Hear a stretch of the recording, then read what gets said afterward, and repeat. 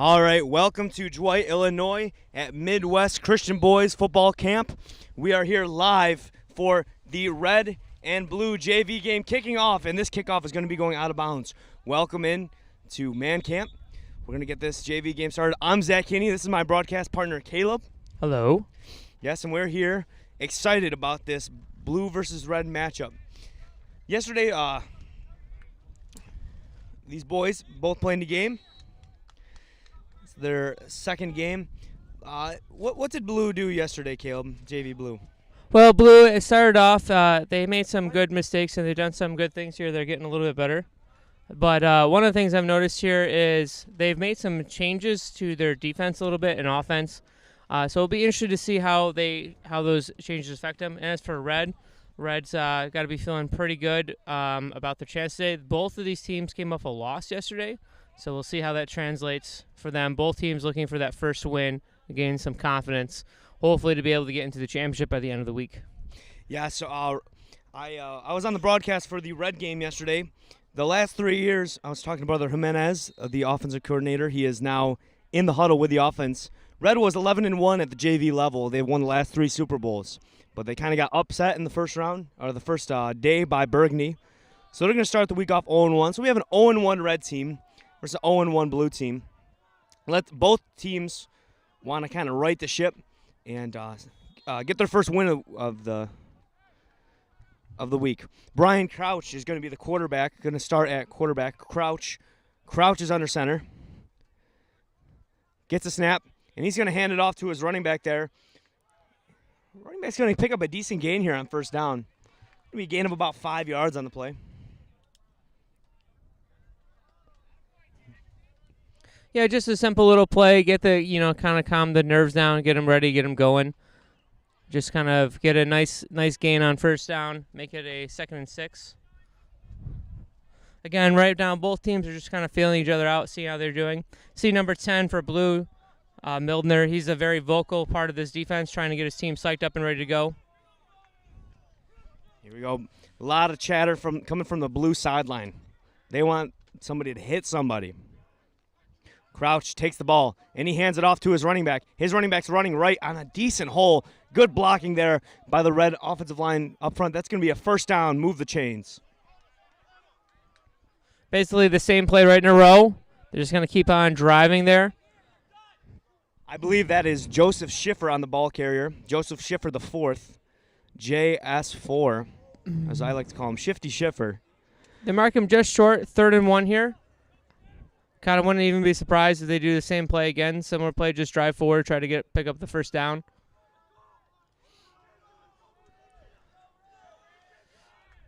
Wow, a lot. This seems like a physical matchup in there. Both coaches trying to get their players to hit somebody. And that's a good hit there by the outside linebacker of Blue. That's number 34. It's going to be a first down run there. Good play. Oh, first down run. Good play. Basically what they did is they kind of went in, basically same concept, just put it on the other side, try the other side. Other side was a little bit more prepared for it. They were only held them to a yard or 2, but it's enough on 3rd and 1 to get a first down.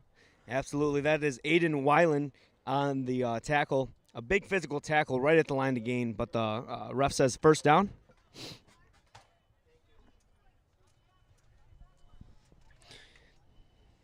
Again, thank you for joining this broadcast of Midwest Christian Boys Football Camp in Dwight, Illinois. We have the Red JV team going up against the Blue JV team. We got about 9:40 left in the first quarter. Crouch, under center, takes it, hands it off to his running back. Running back running right, and he is dropped in the backfield for a loss. Number 26 there, Jedediah Enhart on the tackle. Great. He met the ball carrier there before the ball carrier could even get to the line of scrimmage. Well, that was a great play. I mean, and I don't kind of blame Red. Red was just going to kind of keep running the same conceptual play to see if Blue could stop it, and Blue kind of eventually adjusted and made the play. Then I set up a 2nd and 10. I see Gretchen in the comment section saying, woohoo, she's rooting for Jedediah there. Yes, Jedediah got into the backfield, and it was a tackle for a loss. It's going to be about 2nd and 11. 2nd and 11. I know the scoreboard says first down. It is definitely 2nd down. Red with a good start to the drive. 3 plays and a first down. But now they're facing a 2nd and 11. Caleb, what would you like to see Red do on this play? So just quick thing, there was a penalty on there. They moved him back 5 yards. So it's going to be 1st and 15 and redo the down. Do you know what the penalty was? I missed the referee's signal on there, but I believe it was a snap infraction. Okay. So either a dead ball foul. No, I believe that one of their guards moved early on a false start. Right. So that or they lined up offside. Okay. So it happened before the play. The refs are still talking about it. Yes, replay, 1st down. It's going to be a 1st and 15. That last play was nullified by the pre-snap penalty. Crouch, under center. Guy in motion, number 55. That'll be Nathan Miller in motion. Crouch gets a snap, tosses it over to Schiffer. Schiffer running right, gets around the right end, and he picks up a good 10 yards on that play. Good run there by Schiffer, and good blocking up front by that Red O-line. Yeah, one of the things there, they shifted to the left there, and they got their guy set. One thing I want to comment on that was a good job by the Red is they waited till their guy got set. If he was moving forward at the start of the play, that would have been called back. So it was a really good on them to kind of just sit there, wait, feel it out, and then make sure he was set before they snapped the ball. It's little things like that, especially, this is day 2, but understand these guys haven't really played together a lot, so little things like that, making sure everyone's set is one of the big jobs of a quarterback back there. All right, Red facing a 2nd and 7. 2nd and 7 from the opponent's 42-yard line. Crouch in their kind of signature wishbone, but they motion out of it. 55 in motion again. They might hit on a jet sweep eventually on that motion. They're going to fake the handoff. It's going to be a spin move to the left, and he is corralled down, but that is an illegal tackle. The ref throws the flag. Looked like kind of a horse collar face mask tackle. It just did not look good from the booth here. Be interesting to see what they call on that. He did grab him up high, so I don't know if they're going to call. We're just going to wait on the referee's signal on this. What are they going to call? Yep, they're going to call face mask, so they're going to say he grabs on the face mask there on the penalty. Yeah, and you can see the defender with his hand up, number 34, Aiden Weiland. He's a physical linebacker back there. He puts his hand up saying, that's on me. He did admit to grabbing the face mask there on that tackle.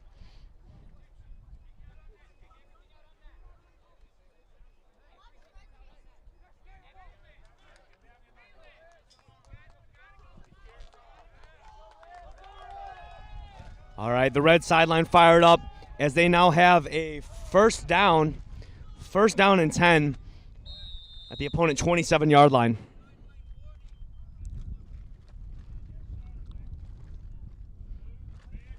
All right, we have a sideline warning against Blue. Apparently, I have no idea.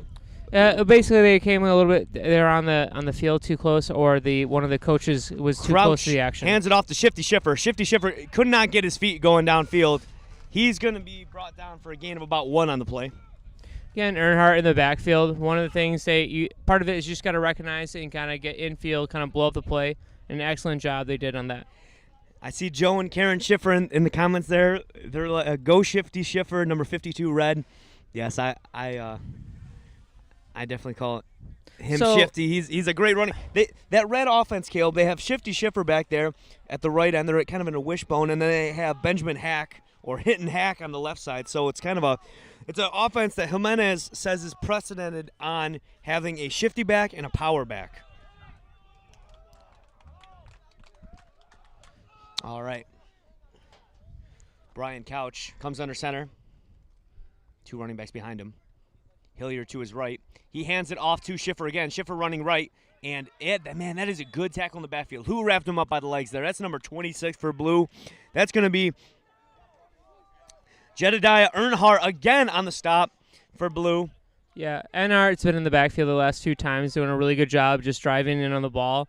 And even on that one, even if he doesn't get the full tackle, just slowing him down. One thing with usually backs that have a little bit more speed and shiftiness to them is they don't always have a ton of power. If you can get a hand on them and kind of slow them down a little bit, that allows your teammates to get lined up on them and make a good play. One thing that's kind of been key here for Blue is they just got to keep containment. You want to try to keep them inside, and they're doing a great job trying to get around the blocks there.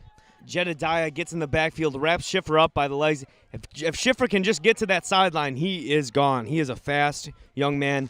Here we go. Crouch on third down. 3rd and 11. Oh, Blue jumps into the neutral zone. That's going to be a neutral zone infraction on Blue. You know, that was really well done there. Basically what happened is they saw Milner was getting his guys all fired up. They really wanted him to go. Jimenez likes it. And it was a great play by a good play well called by the coach, basically go for the hard count on there. And one of the things interesting about that play is Blue was kind of in a good spot. They had him at a 3rd and 11, and they were really kind of had an opportunity to get out. Unfortunately, because of that penalty, what's going to make happen here is it's going to give Red an easy out on this, or an opportunity for an easy out. Instead of facing a 3rd and 11, now you're facing kind of like a 3rd and it's a long 5. So it makes it a lot easier for them. Red's shown the ability that they can get upfield here. And again, depending on their kicking game, they'll probably use both downs to get this. So it's not just that Blue has got to get a stop here. They got to get a stop on the next down as well. A bit of a shade overtakes the field as Crouch comes to the center. 3rd and 5. Crouch is now going to go into the pistol formation. 2 running backs on either side of him. Takes a snap. He's going to hand it off to Schiffer running right. Schiffer's running right. He is not going to get there. He's going to be met in the backfield for a loss. A big tackle on 4th down to force a 4th down by that Blue defense. It's going to be a flag on the play. It looks like it might be a hold. It's got to be a hold on Red.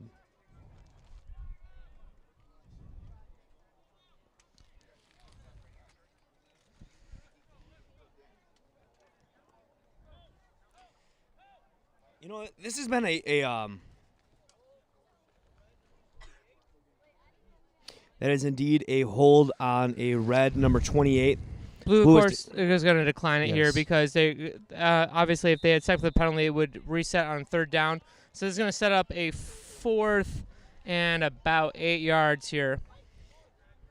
Blue's doing a good job. They're making up for the penalty there, and you have an opportunity to get Red off the field. We see Kristen Milner in the comments saying, "Go Blue, number 10, Jacob Milner." Yes, he's been playing very well this week so far for Blue. One of their high draft picks.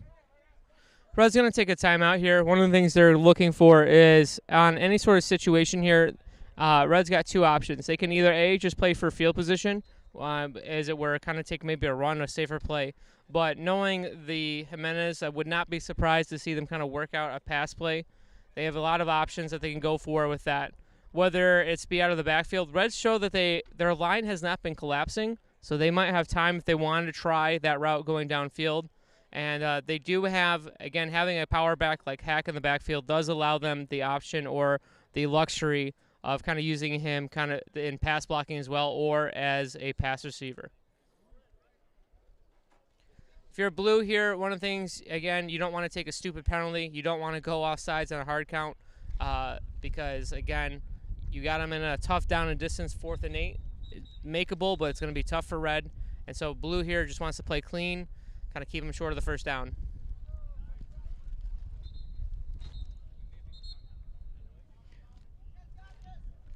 All right.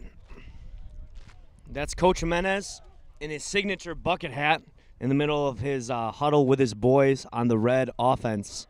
He's hoping to draw up something here. He is a team coach that likes to run the ball. However, this feels to me a little bit like a passing situation.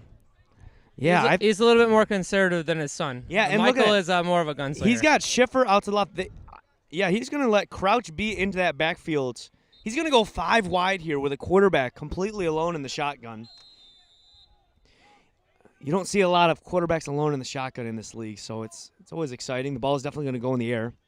Crouch puts Schiffer in motion, and no, I underestimate it's an end around to Elijah. Elijah Hilliard going to the left side, gets around 1, gets to the 1st down. 1st down, Red. Elijah Hilliard on the run, picks up 15 for Red, and that's a 1st down inside the red zone for Red. A beautiful play design.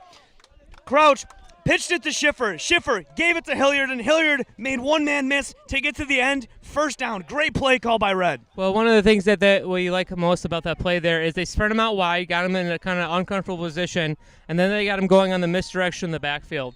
And it was a well-played thing. They got him on the reverse. People thought that the motion man was going to be the guy getting the ball. He gets the ball, dishes to Elijah, and a good effort by Blue on the outside there. Blue had a shot at him. A couple guys held their blocks and were able to kind of get a shot, but again, good effort by Hilliard there, number 44, to make the play. Almost was able to get a score. Did well to keep his feet. He started stumbling about 8 yards out and managed to stay on his feet and get there for the first down. Getting around that one defender. That one defender almost got him, but he managed to get squeak around him. A great run there by Hilliard. Brian Crouch is going to be in the shotgun now with Hack and Schiffer in the backfield with him. Takes a snap, hands it off to Schiffer. Schiffer's going to run left. He's got some daylight there.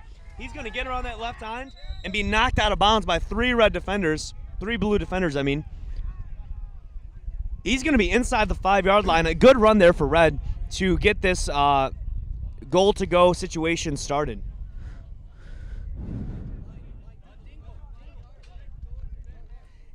Again, I just want to go back to I want to compliment the play calling on that 4th down call. Coach Jimenez, they've only really had one day to gel together as a team, and to call a double end-around on a 4th and 10 on a drive where you feel the urgency to score, Caleb. You feel like this drive has to end in points. This drive literally took us the entire quarter. This has to end in points. Well, one of the things they're doing is they're having this long, sustained drive, and that helps with the frustration with Blue. Puts the pressure on them to have to try to score if they can punch it in here. And they've made some really good plays here. There's several times Blue had an opportunity to get off the field and has not been able to do that. They're stuck here with a 2nd and 5. Good play calling, and definitely good execution on that. One interesting to note with Red here is they seem at times to be able to kind of get at least a partial outside edge there. I wonder if the coaches on Blue would be trying to convince their guys to kind of take the outside and force them to run inside. A lot of the big plays for Red have been getting to the edge. So, again, just fundamental football. You want to have outside contain, not let guys get outside you. If you are the last man in the line, whether it's an end or a corner, you really want to make sure that that guy gets turned inside and not outside. So one of the keys there is you want, as a defender, your inside shoulder on his outside shoulder when you're lining up, and that way you'll have to kind of force him back in where your help is. And that's why a lot of offenses, they try to get to the outside. So we'll see what happens here with Red. Yeah, Red's going to break the huddle here. Get into a 2nd and goal situation on the opponent's 5-yard line. We just all got out of lunch. We had a good lunch. We had kind of like these beef sandwiches that were fantastic with some salad and some sides. So shout out to all the women that do the cooking here at Man Camp. They keep all us boys well fed. We eat really well here, so if you're worried about your kid eating well, worry no more. We have been eating fantastic all week. All right, here we go. 2nd and 5. Brian Crouch, again the quarterback. He takes a snap, and he's going to hand it off to Schiffer, and Schiffer fakes the reverse back to Hilliard, and he is dropped in the backfield. A good play there by the Blue. I believe that's Salvione. Yep, that's Salvione. Timmy Salvione tackles the Red ball carrier Schiffer for a loss. That's going to move them back 4 yards. It's now 3rd and 9. Again, Blue's been showing their feistiness on defense. They've kind of been a little boom or bust at times. They've given up some big plays, but then they've also made some plays in the backfield. So we'll see what happens here. Some substitutions being made for Blue.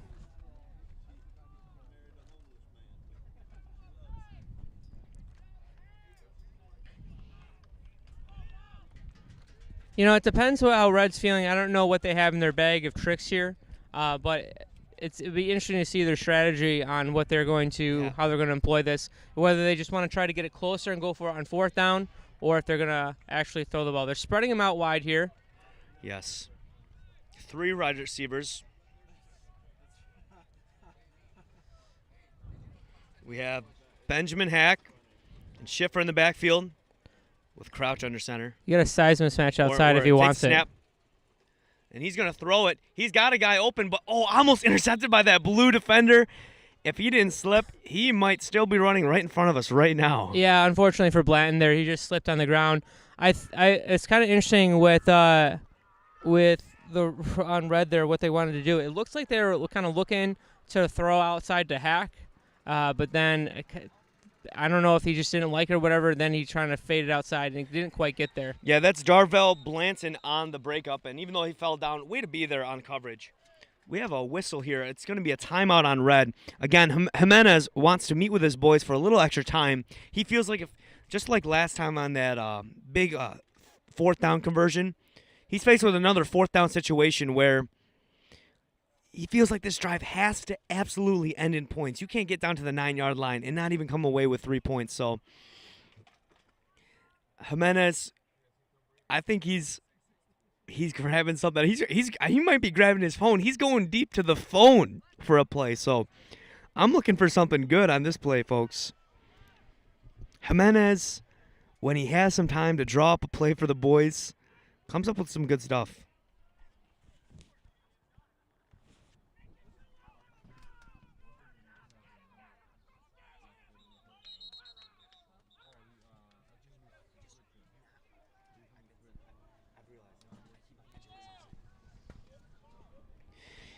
Caleb, we got 4th and 9 from the 9-yard line, 4th and goal. Blue's going to want to stop red on this play. What do you think Blue needs to do on this play? They're going to need to get something in the backfield here. They're going to have to get some sort of pressure and make them uncomfortable. If they give them time to execute a fancy play here or something, but it looks like they're going to try right now they're lining up like they're going to take a field goal attempt. I see Sarah Hilliard in the comments saying, go Hilliard, number 44. He just had a big run to convert. Oh, and they're going to kick the ball here. And he misses it by a good 15 yards to the left. It was a good high-arcing kick, but he missed it. So the drive comes up empty for Red. They miss a field goal in the red zone. Now it's going to be Blue ball from their own 9-yard line. Good drive, though, by Red.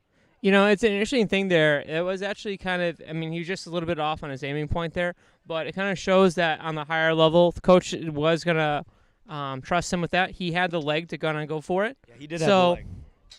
It's something that if I was Red, I might actually come back to it. Sometimes you see a kick, a field goal try, and it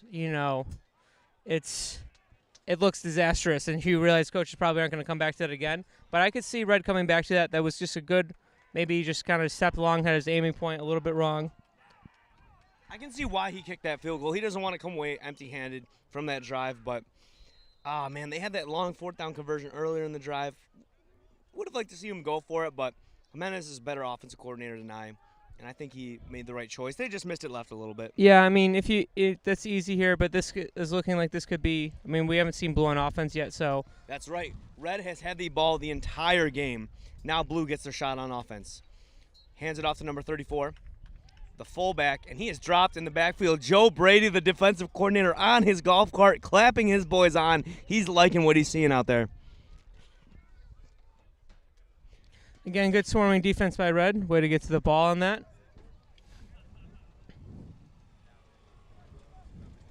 That's Aiden Weiland, the ball carrier.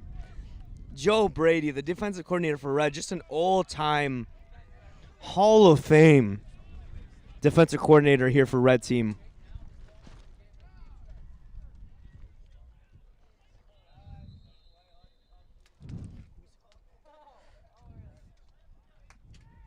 Yeah, and that's Blue. That's their standard thing is they like to just take the ball, hand the ball off, and go up to the middle for it.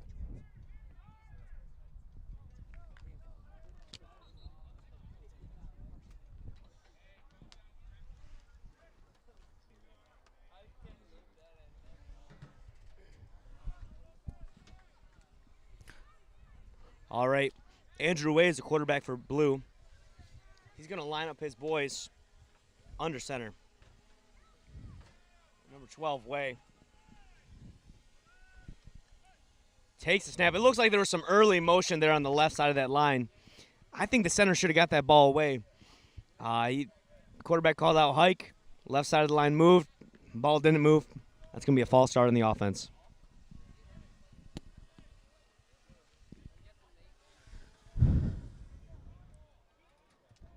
Facing here it's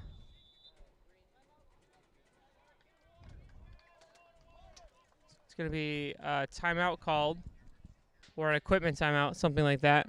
Can't quite see what's going on with Blue over there. Looks like there's some refs huddle up in there.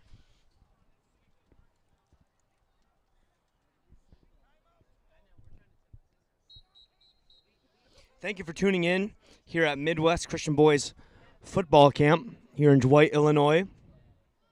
Everybody's safe and having a good time. We listened to a good preaching this afternoon by Micah McCurry, preaching about coming and seeing what the Lord is doing, inviting these young men to not just hear the stories from all these old-timey preachers that come up about all the great things God has done, but to actually experience something for themselves. And he kind of told us what that means and how do we achieve that. It was a great message, good response from the boys here, some good decisions made this afternoon. And Blue's going to start back on offense now as we get this started back up. 3rd down and 11. Way, the quarterback. Way pitches it to 34. 34 running on that left side. And he's going to be wrapped up by a motley crew of big red defenders. It's kind of a good run there as far as just, being able to drive the ball and get close. It's going to be interesting to see what Blue does here. If Blue, 4th and 6, I would assume they're going to kind of go into punt formation here. Yeah, I would assume so. That's Aiden Weiland, the ball carrier. Interesting. Blue the other yesterday was throwing some passes, and it was a big part of their offense. But they didn't put the ball in the air today. They kept the ball on the ground, and I guess they're going to try to play some field position.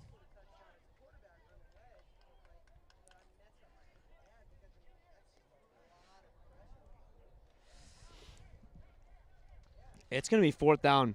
They're absolutely going to punt this. I believe that's Elijah Hilliard back deep for Red to return this. They're motioning Elijah to get back more. A lot of commotion here on this first special teams play of the game. Or second, if you include the field goal. First punt of the game. We'll look for a good snap. It's a good snap. And it's going to go. This is going to be returnable for Elijah. Elijah runs to the left. He's going to get to the edge. He's getting to the edge with space. Oh, it looks like there's going to be a block in the back, but a good return inside the 20-yard line for Red. There's a flag down behind the return, which would indicate a flag in the area of blocking the back. Yeah, it's probably what it's going to be on there on the outside edge. We'll see if there's actually a call there. They're kind of talking over. One thing that actually interesting on that, the kick would have had good distance. It's a good thing they told Hilliard to back up. But one thing that kind of hurt the punting team on that was and they're going to, of course, mark off the steps here. Yeah, so good return there by Hilliard still. One of the things that kind of hurt them on that punt was the punt was right at the punt returner, and it wasn't very high. What you want with that is if you're going to kick a low punt, at least put it to the side, make the returner kind of go and get it. Don't let him just catch it right off the top. And so, again, to put it in perspective, basically what happened on that play was they outkicked their coverage. And so by the time the ball got at the ball carrier, by the time the returner got the ball, he was already heading upfield. And the wave of ideally you want your kick coverage to come down in a wave and kind of eliminate any space for the ball carrier. Yeah, that's a good by Elijah Hilliard there to catch the ball clean in the air. Many times you see a kick hit the ground and it's going haywire. It's going wherever you can, wherever it wants to, and it can bounce for 20 yards. But Elijah caught that on the fly, didn't fumble it, and returned it for a nice gain. However, was called back for an illegal block in the back behind the play, unfortunately. So now we're on the 42-yard line for Red. Blue's trying to get a big stop here. Crouch, the quarterback, hands it off to Hack. Oh, they're gonna blow it dead. There's gonna be a pre-snap penalty. Yeah, it looks like some type of illegal formation for Red. Oh, a false start on Red. All right, so we're gonna repeat first down from 5 yards back. You know, I was watching the Red JV game yesterday. And I've been actually surprised that they're not giving it more to Benjamin Hack. Yesterday, his first carry of the game, he took it to the house for about 80 yards. He is a big bruiser of a back who doesn't really change directions. He likes to just get upfield. And that is an effective strategy here at Man Camp. Regardless, we have Crouch in the pistol formation with Hack and Schiffer to either side of him. What is going on? Yeah, called hut there, but I don't know if that was supposed to be a hard count or not. But basically, the center did not snap. I don't know that was supposed to be because it seemed like everyone else moved. It's kind of one of those where everyone else moves, but the center decided not to snap it. You can see the blue defenders are fired up about moving the red team back, but they haven't really done anything yet. Well, Milner is, of course, always a very excitable fellow. He's kind of a very vocal part of the defense. He tends to play better when he's all excited and ready to go. We have Darvell Blanton back at safety for blue. He's looking at Crouch, the quarterback. Crouches down, hands the ball off to Hack, and Hack is dropped behind the line of scrimmage. That's a tackle for a loss by Jacob Milner. Though, like as you just said, that blue defense is very vocal, and Milner's is a big part of getting that blue defense fired up. Well, yeah, Milner definitely is one of those guys, and usually when the more excited he gets, the better he plays. And right there, he came in, made a great play, big guy coming in. He also helps get all the other guys set. And you understand with a lot of the players coming here, some of them have never really played or they don't play as much. And so kind of getting them psyched out so they're not afraid of a blocker or any contact there. It's a big part of the defense. They're going to set up a 2nd and 21 here. Yeah, a 2nd and 21. Red offense. Hey, the blue defense has gotten more yards than their offense. They're moving this red offense back. They hand the ball back off to Hack. Hitting Hack, running to the right. It's brought down by a group of 3 blue defenders. The first one there is number 81, Timmy Salvione, in on the tackle of the big Benjamin Hack.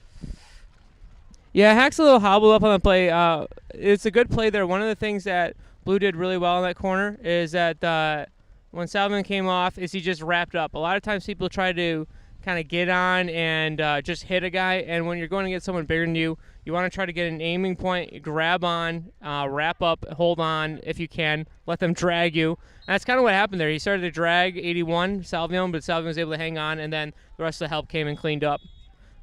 Good physical run. It's going to set up a 3rd and 20 here with less than a minute to go in the first half. Yeah, we are under a minute in this first half. Blue potentially should have called a timeout much earlier, yeah. Blue's going to call a timeout here. Trying to get the ball back with some time on the clock. Yeah, I'm not sure what Blue was. I don't know if Blue was. It seemed like Blue was going to be content to run out the clock there, but take the timeout, make them run a play. Interesting, from what we saw out of the formation for Red, they had Hack out wide and they had Hilliard in the middle. And it'll be interesting to see how the matchup goes for that outside. Hilliard's pretty fast. We've seen him show some speed, and Hack's got some size, so we'll see how Blue counters on that matchup on the outside edges. Blues had the most success on defense when they've been getting pressure. So I expect them to kind of come with some pressure, try to get up inside and hurry up the play. Whenever they have given Red enough time, Red has been able to execute their plays. If you're going to run a reverse or, double end around, then you're going to have a lot of time to do that in the backfield. And so it's going to be really a kind of a war between the Red O-line and the Blue D-line to kind of see how that works.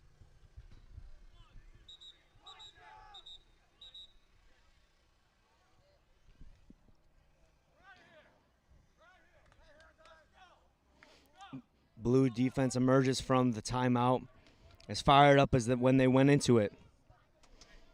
You can see Salvione, number 81, and number 56, Billy Hutchinson, smacking helmets before the game, fired up, ready to put a stop to this Red drive and get this ball back. Let's see what Jimenez has drawn up for these boys. Crouch in the gun. An empty set. They're probably going to put a guy in motion. They like to do that. No, they're not going to. This is going to be there we go. Motion. Hilliard in motion. They toss it to him, and he's going to keep it. There is not a lot of daylight in front of him. He makes one man miss, makes a second man miss, and is wrapped up by the third right at the line of scrimmage. He was running east to west. Couldn't really get downfield. Blue should call a timeout. Yeah, Blue's got to call a timeout here. Why is Blue not calling a timeout? I think that's one tough thing about man camp is you have, your coach is in charge of every phase of the game, but it really is a limited coaching staff. You usually have a head coach, an assistant coach, and then a offensive coordinator, defensive coordinator. They just have a limited coaching staff sometimes time management isn't as good when you're focused on the game, when you're focused on your boys. You're not looking at the clock. But they do call a timeout with 22 seconds left. Not a lot of time to get something going, but we have a good ball game here. 0-0 with 22.4 seconds left in the first half. Yeah, you would like to see them call that timeout about 10 seconds earlier than they did, and that way kind of give them over 30 seconds on the clock. Because you got to figure here, if this punt is done with anything, it could take up as many as 10, 15 seconds on the clock. So it's going to be, if they do get a good return here, Blue's going to have to call a timeout if they want to try a passing play or something like that. I see Kristen Mildner in the comments cheering for her boy Jacob Mildner. He's been having a good game there for Blue. Love watching number 10 on Blue. Red's going to punt this ball, I believe, or are they going to? They're going to go for it. Crouch is in a formation where they can throw it.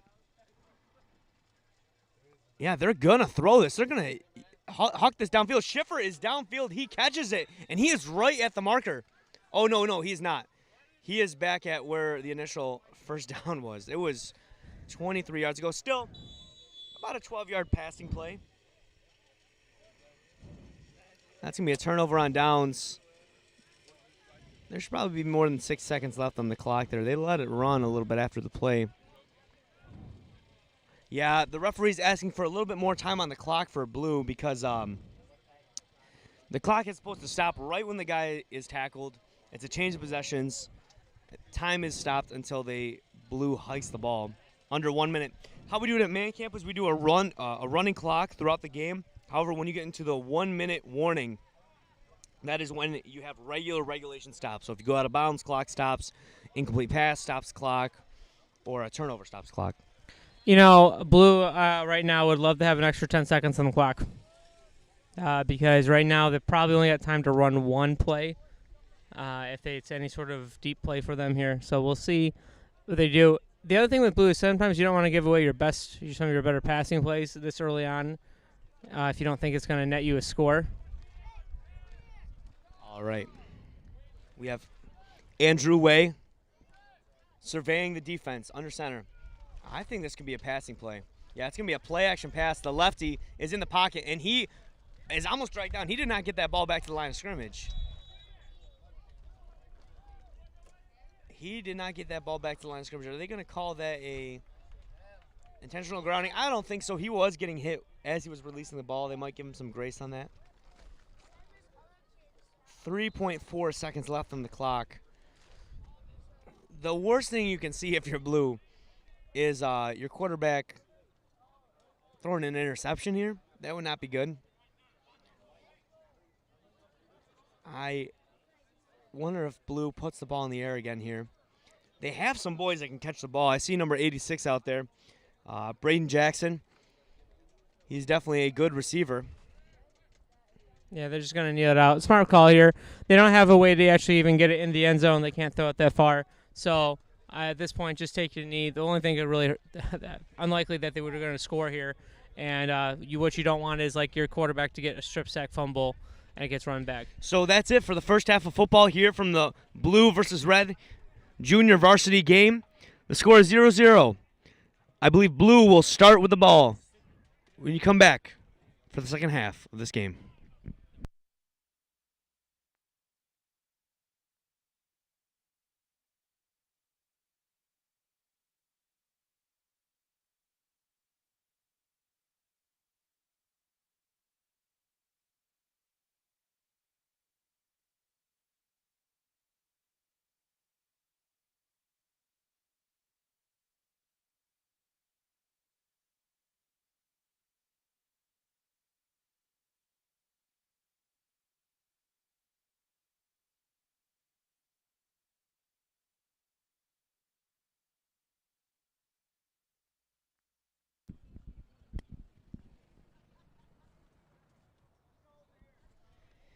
As we have about 2 minutes left in this halftime, I just mosey on over to the YouTube comment section. Want to make sure I don't leave any parents or friends or family of the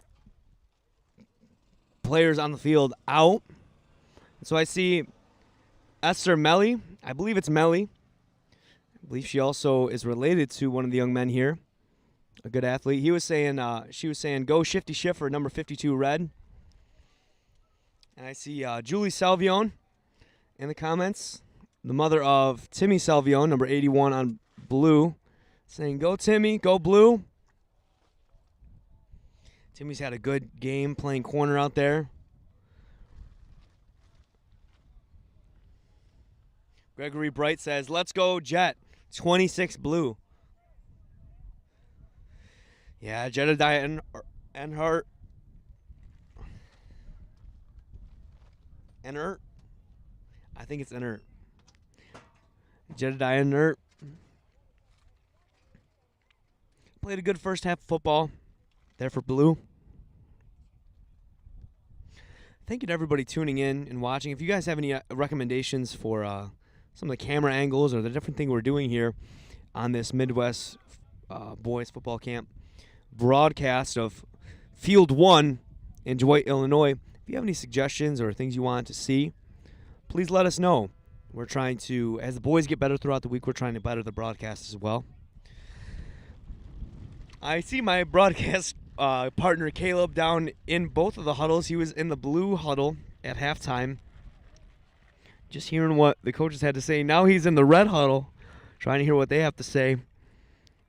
He is hustling so that we can potentially hear what's on the coach's mind, what they feel like they need to do better to break this deadlock here at 0-0. Special thank you to all the cameramen and all the people working back in the bus for putting this broadcast on. This wouldn't be possible. You wouldn't be watching this right now without people like Rob Robideau and all the camera members and all the switchers back in the bus, switching between the cameras and making the broadcast, make sure it's live. We appreciate you. We are broadcasting out of a school bus, yes, like a school bus for picking up kids to go to school or church or whatever. We cleared it out and put a bunch of complicated equipment in there, but even if you have the nicest equipment, sometimes the internet quality out here in the middle of Illinois in a cornfield is not the greatest. So bear with us, have some patience, but again, we would like some feedback on what we can do better. And I want to thank you for listening. Thank you for listening and supporting your boys here at band camp. I know you are probably in the midst of a work day or a busy day, as all of us seem to have in the body of Christ, but we appreciate you taking some time to support your boys. And if you could, just share the broadcast with a family member, share the broadcast with a friend, and support your loved one. I know when I was a kid playing football, if I knew that my dad or my mom was at a game, I would want to play extra hard. And I know these boys exactly feel the same way. They love the support. They know that these games are being broadcast, and they're excited that you're watching. So thank you for watching, everybody back at home. All right, we're going to get this second half of football underway. Caleb Crone, my broadcast partner, climbs back up into the scaffolding broadcast booth. He was in the huddle with both teams during halftime. Caleb, what did the blue sideline, what was the chatter on the blue sideline when you were over there?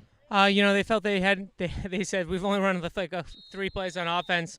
We got to just execute. They're really looking to their backs, Whelan and Blatton. They would love to get him in space. They said if they are going to make a play downfield in the passing game, it's going to be with Salvione. So they're going to be looking to use that. We're talking with the Red coaches. One of the things that they said is they feel like they got to get Hack more involved. They're kind of at a catch-22 there. He's one of their best blockers, but they felt that possibly if they could get him involved in the action because of his physical running style, that might be something they would look to do in the second half here. Thank you, Gretchen, for the correction on the pronunciation. I see David saying, go Jet. Jedediah playing a good game. Number 10 there.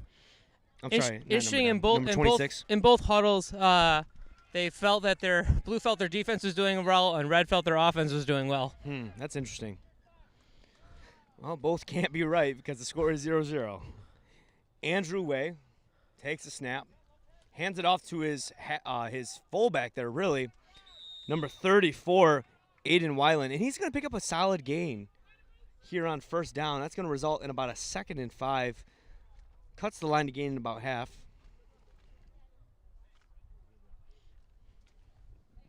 Good kind of good first play for him. Kind of get some things going. It's going to bring up like a 2nd and 5. Good first down run.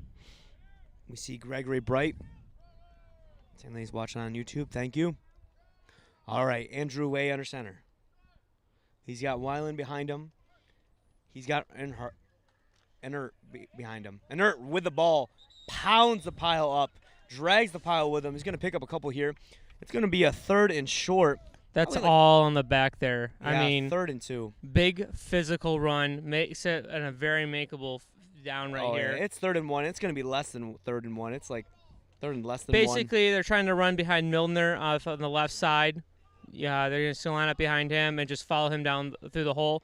But an excellent job and an excellent play there by Red to get in the backfield. But still, he was able to power through and drag guys for a 4-yard gain. You can see the powerful legs of Inert moving, churning, and they're going to give it back to him. They're going to let him tote the rock on the right side this time, and he's absolutely going to get to that yard to gain. That's going to be a first down for Blue. Move the chains for Blue Mafia. Yeah, again, I mean, why wouldn't you? You got to at least make them stop you. And if Red can't stop you on there, you just got to keep going to the well until you go there until it dries up. But it's a good first down. Get a new fresh set of downs. Don't overthink it. Make them earn it. Make them stop you.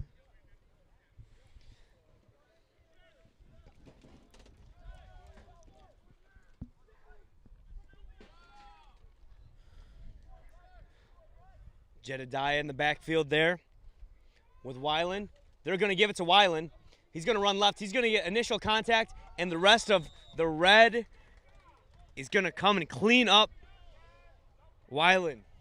Well, Weiss does a good job there. Even though he doesn't make the tackle, he gets his inside shoulder on the outside shoulder of the running back. So even if the back is able to slip him, it's going to break all his momentum and slow him down. Again, you want to contain him, force him up inside.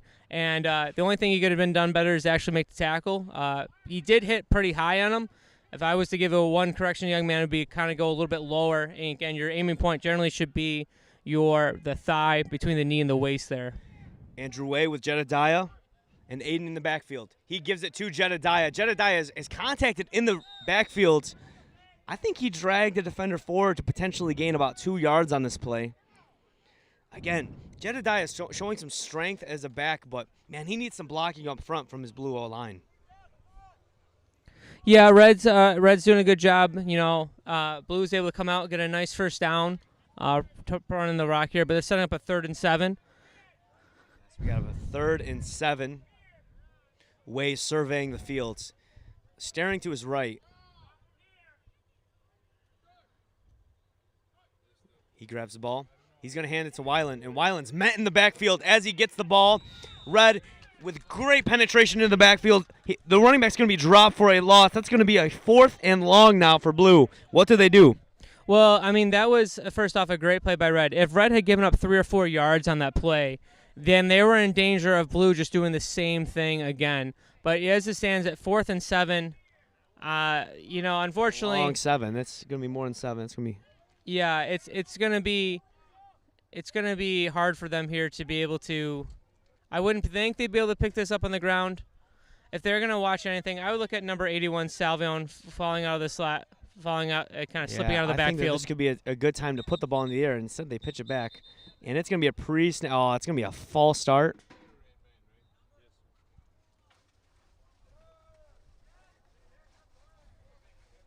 They're saying a false start on 81, Salvion. There looked to be some motion before the play. We couldn't see it up here from the broadcast booth. Oh, that's unfortunate. That's going to move Blue back even farther.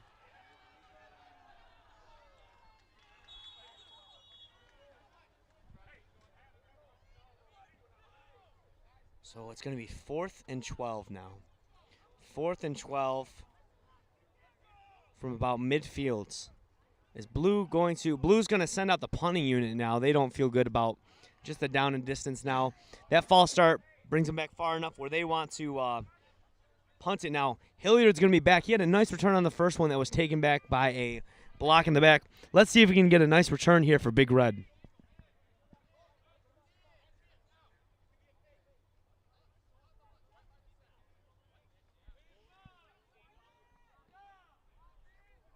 Milner going to punt it. Oh, man, this could be blocked. It is. There's a lot of people on him. He barely gets that one off. And it's going to bounce to Hilliard. Hilliard's going to take it. He's got the ball in his right hand. He's running up the left side. And he gets out of bounds right around midfield, right around where the ball was before the false start penalty. So, yeah, on there, Milner did great to even get that punt off. By the time he caught that, there was people in his face. Blue O-line kind of letting their punter down there, and that's why you sometimes see people go for it on 4th and long. It's usually better than the alternative there. And again, on that punt, I mean, he did well to just get it off. They got the bounce, and it actually was in a good spot, but the gunner wasn't able to kind of get there. He kind of was in this in-between spot of whether to try to catch it or let it bounce. I just want to say quickly, if you have a son or whoever you're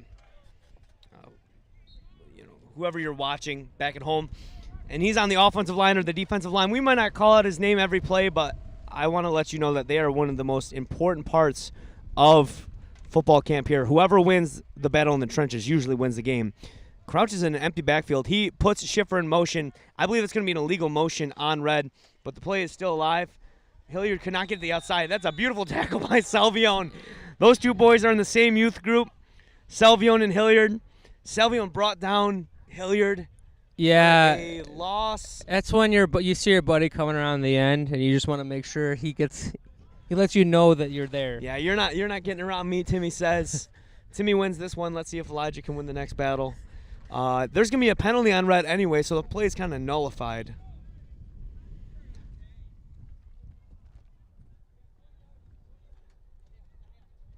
Pretty sure it's going to be... All right, they are going to want to push the Red offense back. They're going to accept the penalty, right? They're still talking it over. I don't know what they're doing because I don't think that they know what they're doing quite yet. All right, they're just going to say they're going to decline the penalty, go with second and 12, I would say. Yeah. So that was a 2-yard, another tackle for loss by Salvione. Salvione, even though he's a corner, shown the ability to get into the backfield and get some of these guys coming around the edge. Good tackle there by Salvione. Very similar to the Griggs boys in that they're kind of undersized, but they hit really hard. As a matter of fact, he's been mistaken for being a Griggs. Many people think he is one. Kind of looks like him, kind of has a blondish, reddish hair there. 2nd and 14. Oh, wow, it was a loss of 4 on the play. 2nd and 14. Crouching behind his center. Takes a snap. Oh, and it's a bit of a bobbled snap, but he finds a way to get the ball to Hack. Hack running up. Man, he is met by a defender and cannot get his legs moving upfield. He might get back to the initial line of scrimmage there, but that's going to be about a 3rd and 10 now for Red. Well, you kind of saw what there. I mean, giving it to Hack, good run there, but again, they did well to get the initial block, but again, Blue will give them a 4-yard gain, bring up 3rd and 11. What's Blue's got to be careful here is they don't want to give them up. It's easy at this point for a lot of times the defense to settle for 5 or 6 yards, but if you do that, that allows them to go for it on 4th and down. Gilbert Consford one-on-one with number 55, Nathan Miller on the right side here. We have Schiffer and Hack, hitting Hack, gets the ball. He's running to the right, and there is no hole for him to go. He is met by number 12 initially. On Blue, that'll be a tackle by the quarterback, Andrew Way. That's a great run by Hack, able to drag some bodies for him, drag some bodies forward, and it's going to set up a 4th and 7, which makes this a little bit more makeable for him. I would think Red's going to probably go for it here, right near midfield. It's going to be 4th and 5 here. 4th and 5. That is a good run by Hack to pick up 7 yards. Good one-on-one tackle by the defender, Andrew Way. You're right at midfield, and I mean, unless you have a really good confidence in your punter to be able to really pin him deep, and you want to play field position, I You know think you what? want to try and go for this I here. honestly, I am a very, I like to be aggressive in the game of football. However, I think this might be a situation where you want to pin them deep and play the field position game. Pin them deep. They've shown that their punting ability is not, they're struggling in that punting game. The line isn't blocking for the punter. The punter's not getting it away clean. Punt the ball away, get a stop, get the ball back. Timeout red. But Jimenez is definitely in his bucket hat there. He is an aggressive offensive coordinator. I respect that about him. Well, part of it there is his guys didn't line up where you wanted them, and so he's just going to kind of go over and talk to him about some stuff. Yes, we have 1:16 left in the third quarter. This game's going pretty quick. Well, over on the coaching side for Blue with Spencers, and there are like 3 or 4 of them on that coaching staff, one of the things that they got to like how their defense is playing. Their defense is, despite being, I mean, Red has got to own time of possession probably by 70% here. And despite that, Red is still got 0 points on the board. Blue here with the Spencers got to be happy with how their defense has been performing up to this part. So we'll see what happens here. I would look to see if Milner makes an impact on this play, number 10. Thank you, everybody, for watching at home. I see Mrs. Salvione in the comments saying that she loves these boys. She loves seeing Timmy and Hilliard. Timmy and Elijah playing together from her church. I see Esther over rooting on Shifty Schiffer. Ah, man, if Schiffer can just get a little bit of daylight. He is a fast running back there who can change direction pretty quickly. He can cut on a dime. He's just got to have some time. Red's going to line up, and they're absolutely going to run a standard offensive play. They're not going to punt. Crouch in the pistol formation with 2 running backs behind him, kind of a shallow gun. Offensive line goes down. Ball snap, good snap. He sees a guy open on the right, but it's almost intercepted there. The ball was intended for Hilliard. Just not a lot of separation on there. I was looking at a corner route behind Hilliard. I believe that's number 48 for Red. That was Paul Westich beat his man, but the quarterback could not see him. I think Jimenez is pointing that out to him right now. Yeah, well, a lot of times with QBs here, they're going to have kind of a one-read QBs at this level. So his read was they were going to try to slip Hilliard out into the flat. When it wasn't there, he threw it anyways, and was fortunate it was not picked off. Yeah, Westich was there behind the defense. Quarterback couldn't see him, threw it to Hilliard underneath. Hilliard was blanketed by his defender. And now it's going to be a turnover on downs. Blue's going to try to get this drive started with 22 seconds left in the quarter. Probably one more play before we end the quarter. Quarterback takes a snap, hands it off, and he's going to be dropped right around the line of scrimmage there. Blue's just going to take this to the end of the half. Yeah, Jedediah really just got back to the line of scrimmage there. Good penetration by that Red defensive line to get into the backfields. I see Adrian Lopez in the middle there. I see Drew Weiss. Way to get into the backfield and stop the running back. That's going to be the end of the third quarter here. Thank you for watching. We have a close game here on Field 1 in Dwight, Illinois between Red JV and Blue JV.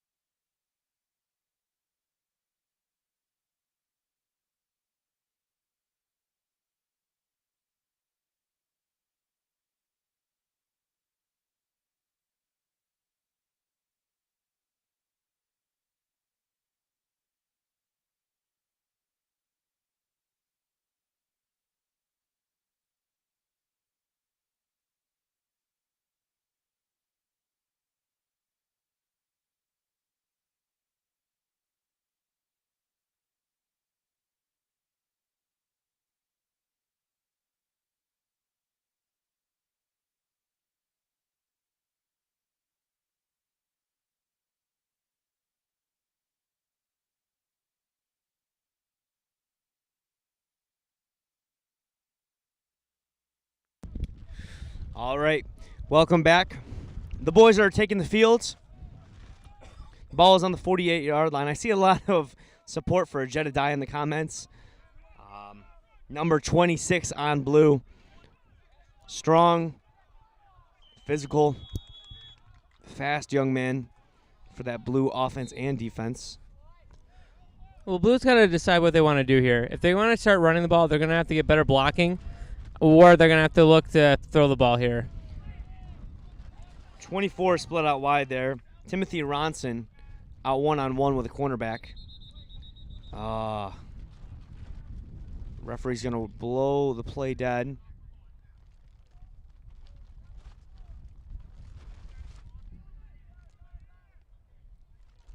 They're going to say that number 10, Jacob Mildner, has to come off for a play.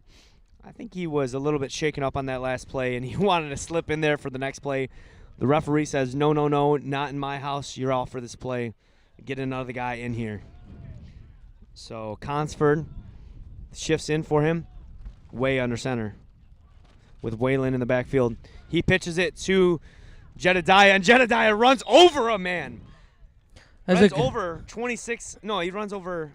That was a good run there. Basically what he did is again, that's recognizing what your team needs right there. Your team just needs yardage. Nothing necessarily fancy, but you need to make this like a 3rd and 4. Kind of give your offense a chance here to make a play. A good tackle there by Benjamin Hack, the physical running back, to make a tackle on the other physical running back, Jedediah. But if I'm a blue player, I'd be fired up to see my running back put a shoulder into a defender like that. Way takes the snap, and he's going to hand it to Whalen. Whalen, he might have enough yardage for a first down. He absolutely has moved the chains. First down for Big Blue. Well, one of the keys we talked about with Blue is that they were going to need Whalen to be a big part of this offense here in the second half. And that's what he did there. I think, though, that some of these up-the-middle plays, eventually at some point, I think it's going to be a setup for them. They're going to be able to fake an up-the-middle play and be able to kind of swing outside. Again, Blue likes to run the inside-outside game. Way. Takes snap. It's a good snap. He pitches it out to Jedediah, and Jedediah is met in the backfield by 3 red defenders. It's a red wave, if you permit me to use that phrase, in the backfield. Second down. Well, Blue's going to take a timeout here, and they got to regroup. I mean, Blue at some point is going to have to put the ball in the air. They're going to have to throw the ball. They have not been able to get chunk yardage, so unless there's a broken play where they're going to score, they're going to have to change it up here. And I think that's what Blue's going to have to do. Because right now at this point, Blue has not been able to really – they've been able to get a first down or two, but they are barely getting first downs. Their probably yards per play is under 3. So when you're in the 2s, it's really hard to make anything happen, especially when you lose, and now you're looking at, I believe it should be 2nd down and 13 here, even though the scoreboard says 1st down and 13.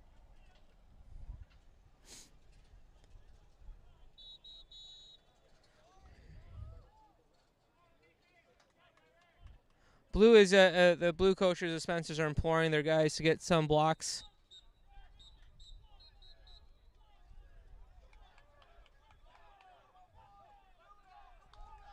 I see Joe Brady there on the sideline for Red. He is a man that is fired up about his defense. His emphasis in the practices is physicality on defense, rallying to the ball. And you can see on that last play, 3 red defenders met Jedediah and brought him down. And you really do need 3 defenders to bring old Jedediah down. He's a big old boy toting the ball. I think he likes to play football here at man camp. Way crouches down under center. Takes a snap. He's going to hand it to Whalen. Whalen's going to run it up the gut. Going to pick up a couple yards here. You really need more than that on a second down. That's gonna force a 3rd and about 3rd and about 10. Yeah, 3rd and about 10. And again, that's kind of one of those things where I don't like that play call, just because now you're putting your guys in an obvious passing situation. If you throw that on 2nd down, then maybe you take them by surprise, but here they're going to try to run again on 3rd and 10. Now, I mean, if you pass in this situation on 4th down, they're ready for it.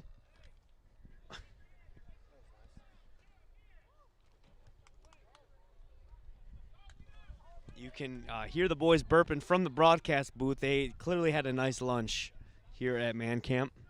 Way takes a snap. He's going to hand it to the guy on the jet in motion. 19 makes a spin move. He's moving upfield. He breaks tackles from Hilliard, and he's absolutely going to have enough yards for a first down. Great play call there by the Blue offensive coordinator to get the ball to a playmaker in space. That'll be Darvell Blanton with a first down. Well, Blue had talked about they wanted to get Blanton out in space. They just had to figure out because of his speed.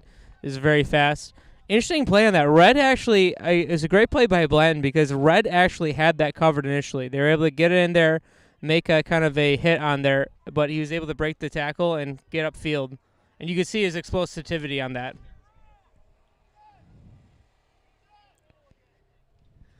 Way under center. Snaps the ball. Gives it to Jedediah. Jedediah running left, and he is tackled by the shoelaces there. Well, barely taken down. But he's going to gain a couple yards on the play. Yeah, Weiss does a good job there just to basically get in the backfield, kind of hold him down, grab his ankle, hang on again. Whenever you're running against a really physical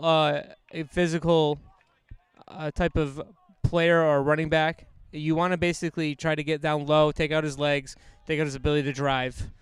All right. Darvell Blanton to the right of Way, but he gives it to Waylon, and Waylon's going to get upfield in a hurry, and he's going to pick up some good yardage again there on second down. It's going to result in a first down. They're moving the chains down the field. Blue is matriculating the ball down the field. Yeah, it's kind of interesting. Ever since they had that big play by Blanton, it's like it's put the red defense on their heels. Like they're unsure what to do here. And now Blue it's kind of like made them a little bit unsure and unsteady. And sometimes just having that big play, it gives you a spark on your team, gets you all fired up here. So it's going to be on Red here. They're going to have to stiffen. They're going to have to hold up against Blue. 1st and 10. Blues had a good couple of plays here.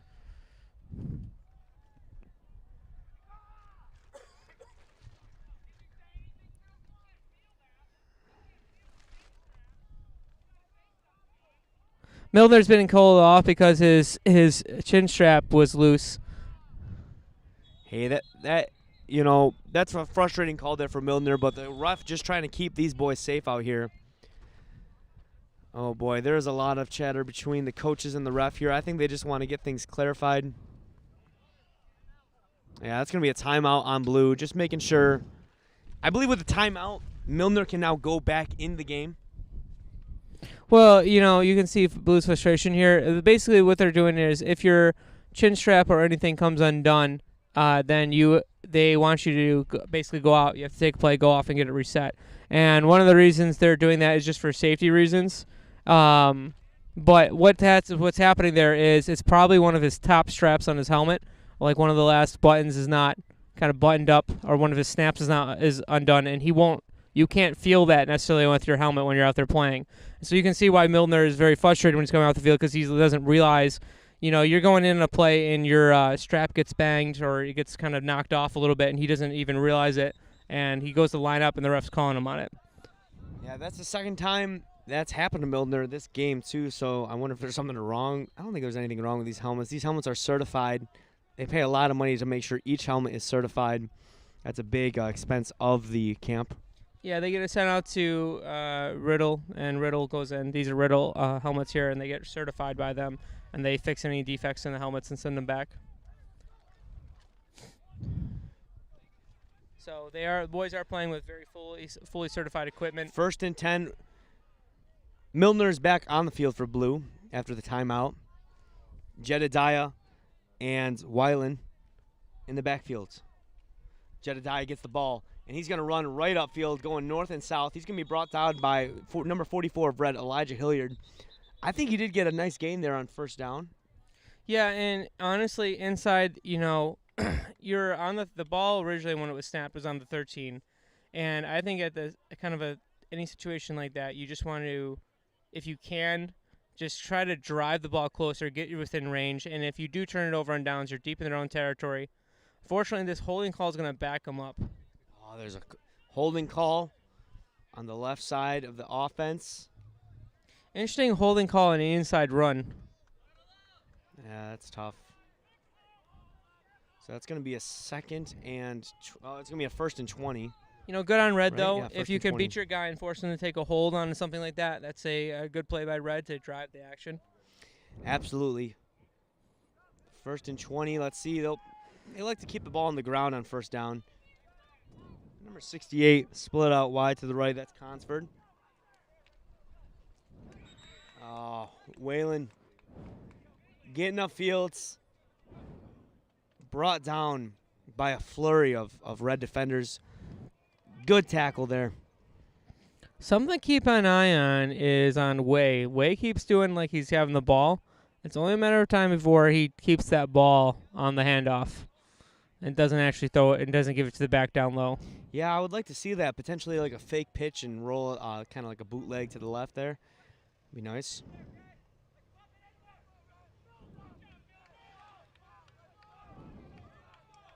I hope you can hear that on the broadcast. The boys chattering.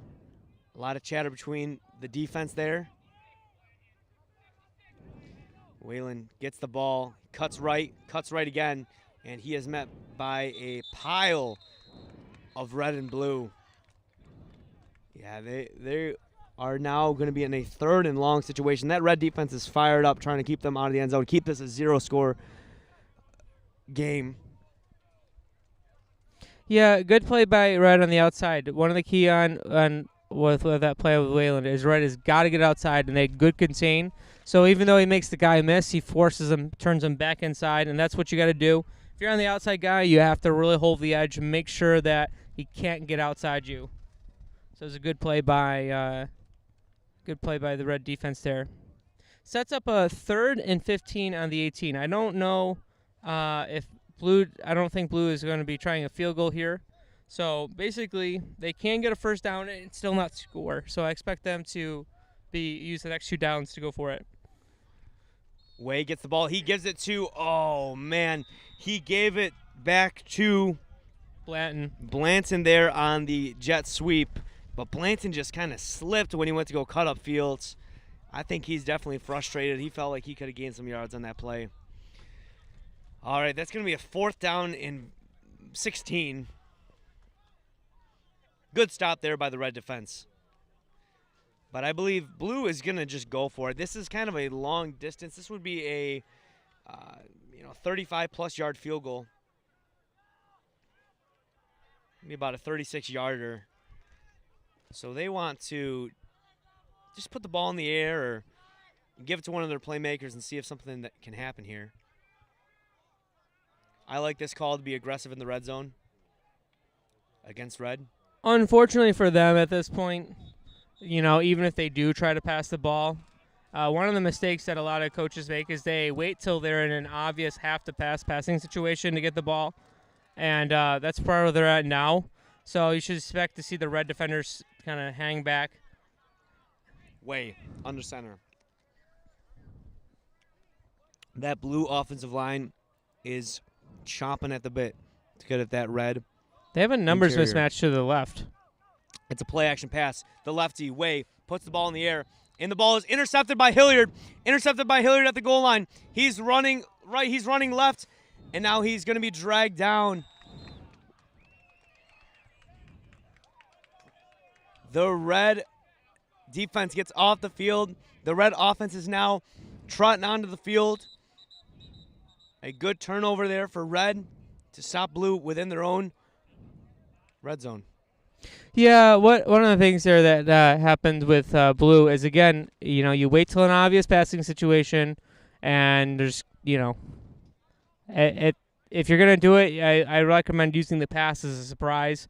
If you know that the pass is coming, the ball is going to be thrown in the air, then it's a lot easier to make that stop. I mean, they have to go for it. They have to make the play. Interesting, though, I don't think they were looking to target Salvion on there, who has been their best pass catcher of late. So it's kind of interesting they went there. And I don't know if they didn't go to Schiffer either, who's also been one of their main pass catchers. So interesting play. Maybe they're trying to surprise him. They did have, it looked like Red was overstacked to the right.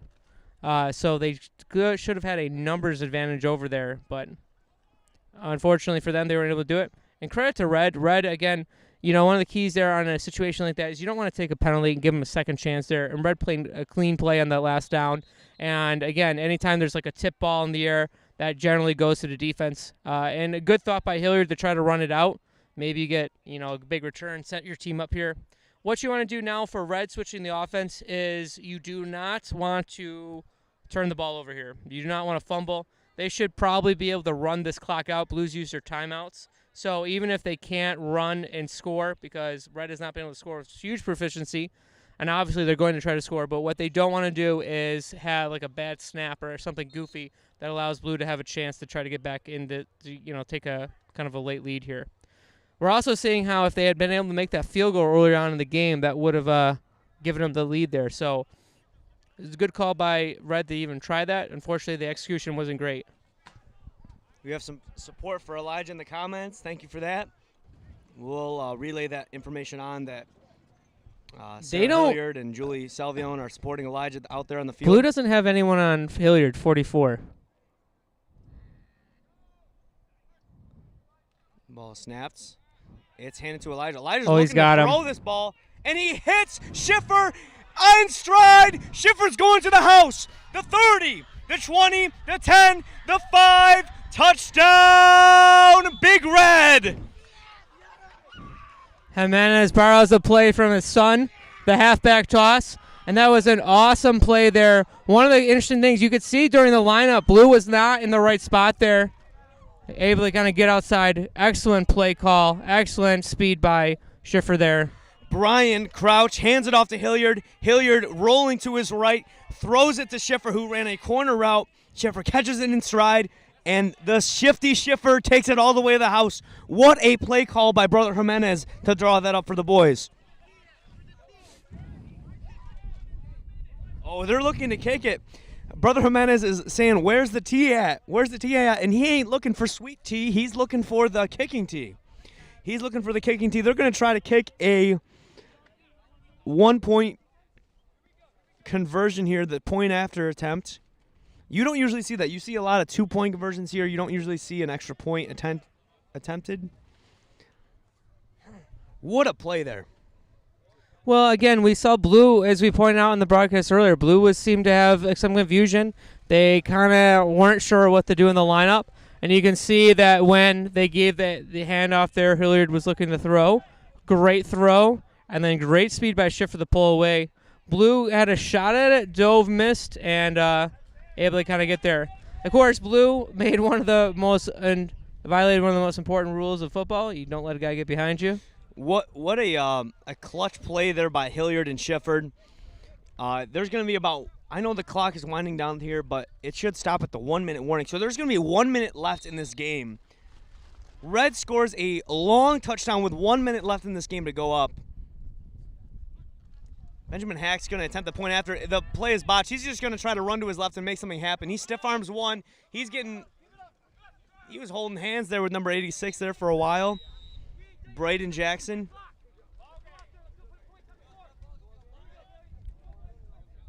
Blue is fired up. Blue wants the ball back with 1 minute, and they want to see what they can do. Unbelievable play there by Hilliard and Schiffer to put Red up by a touchdown. So if you're Blue here, the one thing you cannot do, the absolute one thing not Blue, if you're Red, don't let anyone behind you. Doesn't matter if they're handing the ball off. You do not. If you're the safety, you have got to not let anyone behind you here. So here's the other thing on the kickoff. Going to have good kick coverage here, because one of the ways that this could really hurt you is if you give up a long return. And we'll see what Blue's going to probably have Blanton back there. Maybe they can get a long return here. I expect Red to probably do some sort of squid kick or something like that to just kind of make it a little bit harder to get a clean return on. That's the type of play that is invigorating for a team. To be in a deadlock game, 0-0, be in a tough-fought game.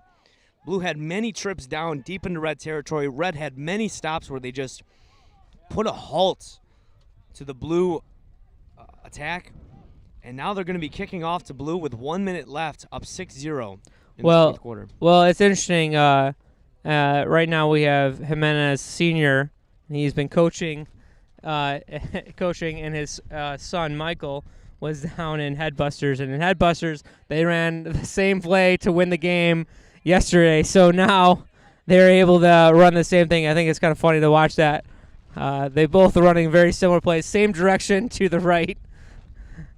So it's kind of cool. It's interesting how, almost unintentionally, a lot of times these blue and red will have the kind of similar offenses all throughout the ranks. That was a great throw by number 44 Hilliard to score the go-ahead touchdown. And now blue is going to just let that go out of bounds. That is very fortunate for blue that ball scampers out of bounds. And that's going to move that ball up to about the 35-yard line, I believe.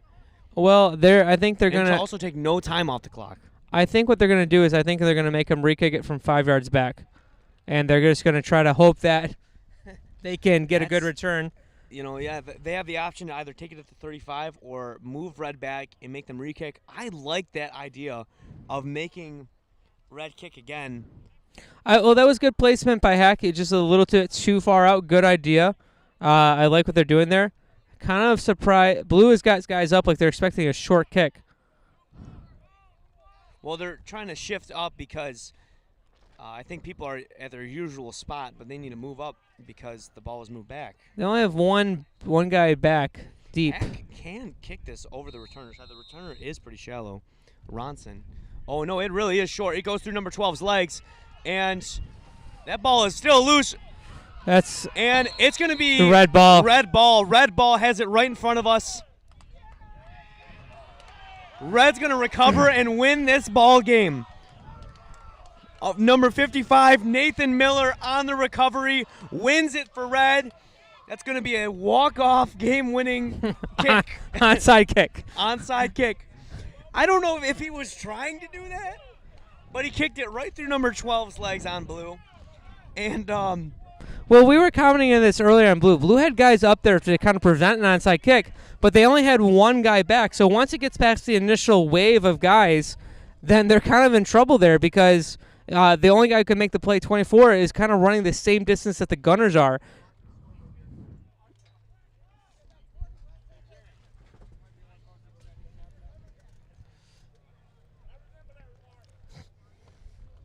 Now Red is probably going to, with 45 seconds left, I believe Blue has a couple timeouts here. They have 2 timeouts. They use the one for Mildner to get off the field and get back on the field. So I believe Blue has 2 timeouts.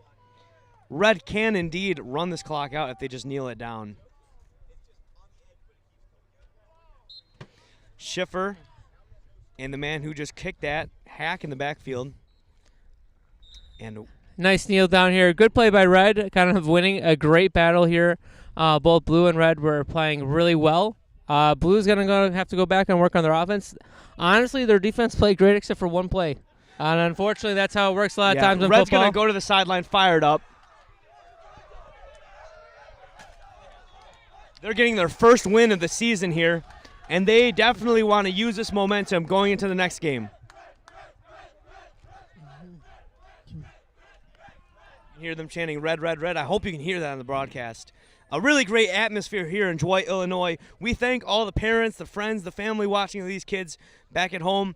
We had a great game here. It came down to the very last minute of the game where Hilliard hit Shifty Schiffer for a long touchdown for the only points of the game. Well, Red's going to have a big game tomorrow against Green. The winner of that game, if they can win tomorrow against Green, it's going to put them in a great position to be able to go ahead and possibly go to the Super Bowl on Friday for their division here. There's a big win, much needed win here. Right now, I'm just looking at the other scoreboard. Green is up on Burgundy 8-6. And it looks like Green's going to be able to take that. And so Green having 2 wins, Burgundy is at 1-1, and then Red is at 1-1 as well. Red's going to have a big game tomorrow, I believe, versus Green. So we'll see that tomorrow. Thank you for tuning in for this broadcast from Midwest Boys Christian Football Camp. We will see you in a couple minutes for the Blue versus Red varsity game. Again, thank you for watching.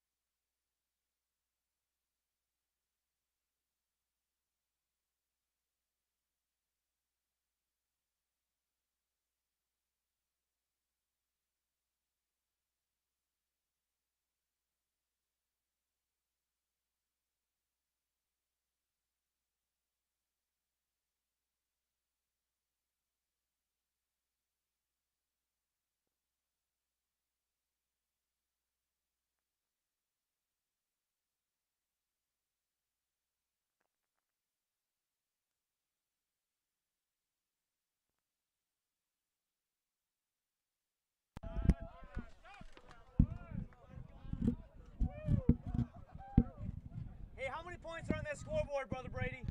How many points are on that scoreboard, Brother Brady? 0 points? No.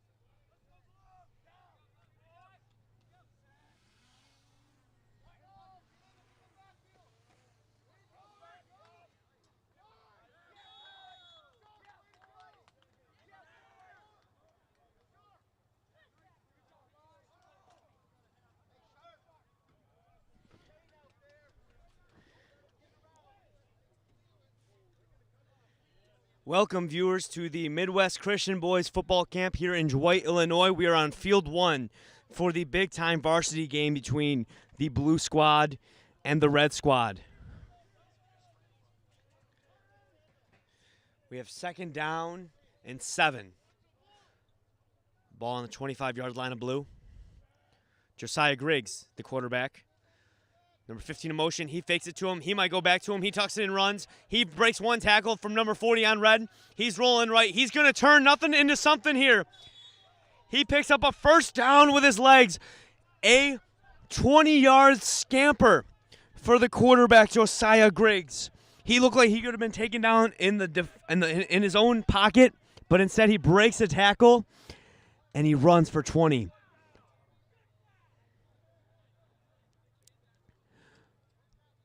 What a run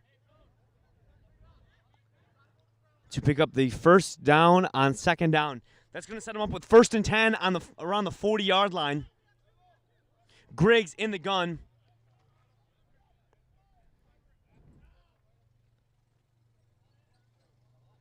He takes the snap. He fakes the handoff, and he hands it off 32. The ball's on the ground. He picks it back up, puts a shoulder into a defender, gets back to the initial line of scrimmage. Michael Griggs couldn't quite get the ball cleanly from the quarterback, his brother Josiah Griggs. Yeah, we got the Griggs boys back there in Blues backfield, an athletic duo of young men. You see over on that red defense, they are a physical bunch. They have a bunch of big-bodied, fast defenders. They're looking to stop the shifty blue team. Griggs puts 15 in motion, pumps it to 2 guys, throws it out to number 8, and 8 alligator arms it. Grant Spencer can't catch it. I think he felt the footsteps of number 20 on red, big Ali Monaghan. Ali Monaghan is a good fighter, the son of Todd Monaghan, evangelist, and he is one of the best in the nation, actually, at his age and weights in the sport of boxing.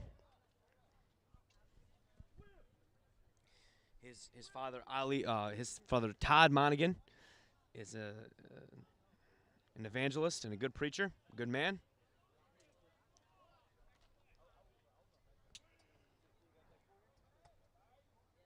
Griggs under center. It's the snap is to Grant Spencer. Grant Spencer runs out to the left. He's going to get some good yardage on this play. He's going to be just short of the line to gain. It's going to be about 4th and 1. I apologize. 4th and less than a yard.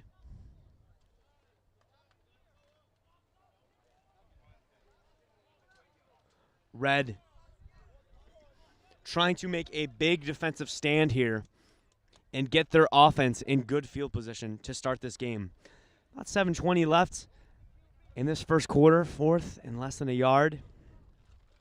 We thank you for tuning into this broadcast. If you know any friends or family that might be interested in watching their boy play some ball, go ahead and share the link, and we'll try to be shouting people out in the Facebook comment section. Jeremiah Marquette there on the right end of the line, and number 4 is going to try to get to the line to gain. Oh, boy, he might not get there.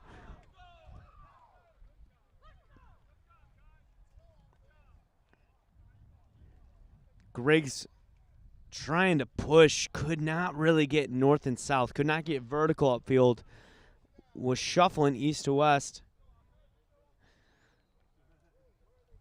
And there's been no signal whether that was a conversion or Blue got the 1st down. What's going on here? The referees converging. That's Chuck Schwartz and Brother Pete are the referees. They're going to want a measurement. They're going to want the chain gang to come out and measure this, right?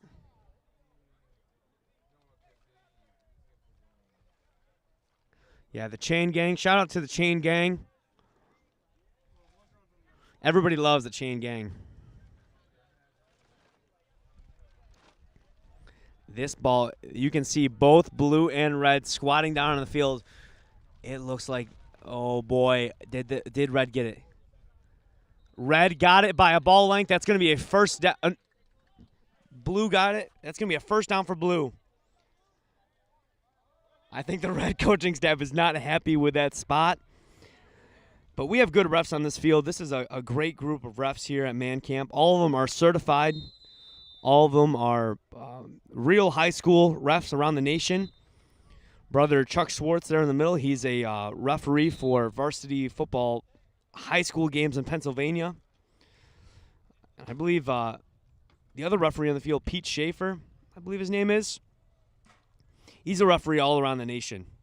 He travels around and does this for a living, so I trust their gut and what they called. And Brother Martin there on the far side line, the brother of son of evangelist Dan Martin.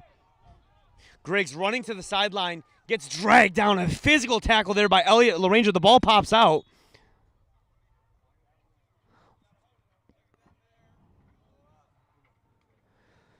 And there's going to be a holding on the Blue offense here. Holding on the Blue offense. Are they going to accept the penalty and move them back and replay first down?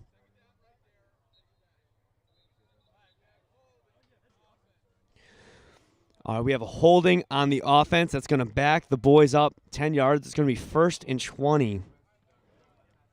1st and 20. Elliott LaRanger on the tackle there. I believe he has a pretty bad ankle. Number 45 there on red. Made a good tackle. He is struggling with basically a broken ankle. But this is his last year of man camp, and I think he's just got a bad sprained ankle. But his ankle is hurting him. But he said there's no way in the world he's missing out on his last year of playing here at man camp. Griggs in the gun, completely alone, and it's going to be a sweep over to 4, and Elliott with another physical tackle in the middle of field. Spencer Grant, I believe Grant Spencer, received the snap in the shotgun formation and then gave it on the jet sweep to the usual quarterback, Josiah Griggs, and that play was dead in the water from the very start. They actually lost, they gained about 2 yards on the play. Not even, really.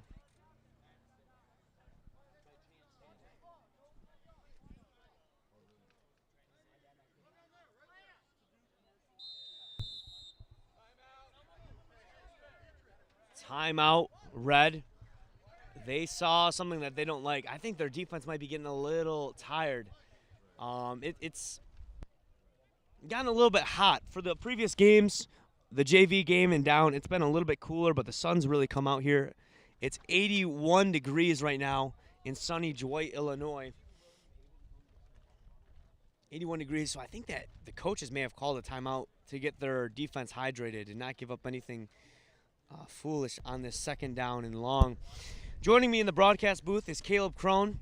Caleb, what do you think really characterizes this Blue offense? Well, again, this Blue offense is really kind of predicated on the smarts of Griggs and some others like that, where they're making wise decisions with the ball. One thing to mention here, too, is that you start to get a cumulative effect. Most of these guys, even if they play public school ball, aren't playing a game every day. So as the games keep going on, endurance becomes kind of a factor where they're kind of tired. You don't quite make that play that you would normally make, and so that becomes an issue here for them.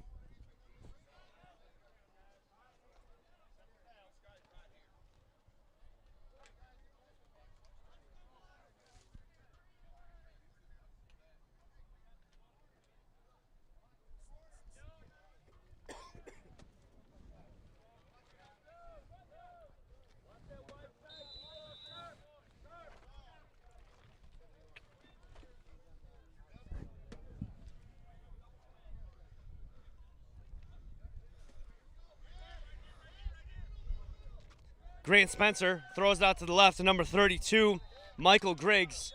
And Griggs picks up a couple yards here. It's going to result in a 3rd and about 15. Decent play, but they have a lot of ground to cover to get that first down.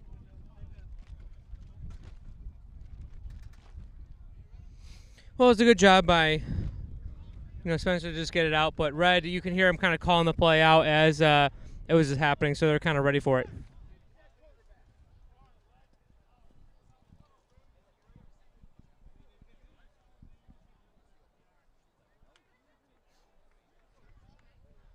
See number 20, Monaghan talking with Laranger there. 20 and 45 on Red, and kind of come up with a scheme here of what they're going to do. 3rd and 16.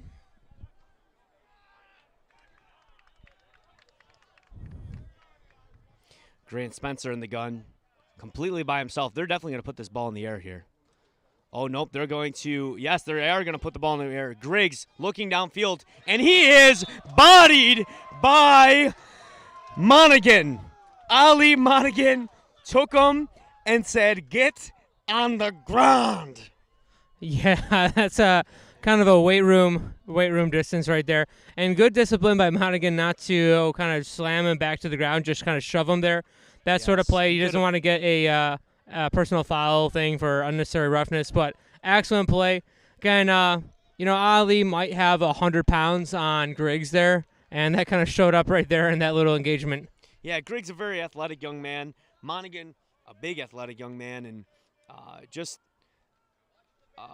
Monaghan read the play well, jumped it. Blue gets a nice punt away. Rivera should be a big return. Rivera catches it on the fly and is brought down by number 28 on Blue. That'll be Jeremiah Marquette. A good tackle on the shifty Rivera. Well, Marquette makes a great play. I thought for sure that was going to be a big return there because I thought they had it blocked up, but he was able to kind of shed his block, come in front there. Also, one of the coaches kind of in the way on the play, kind of scrambling to get out of there. That might have helped the cause a little bit.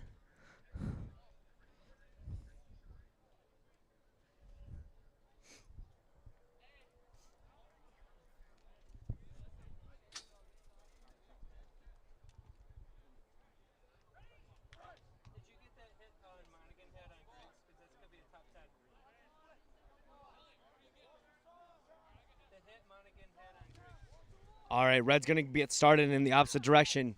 Nathan Ogden, the quarterback, hands it to Monaghan. Oh, ball's on the ground.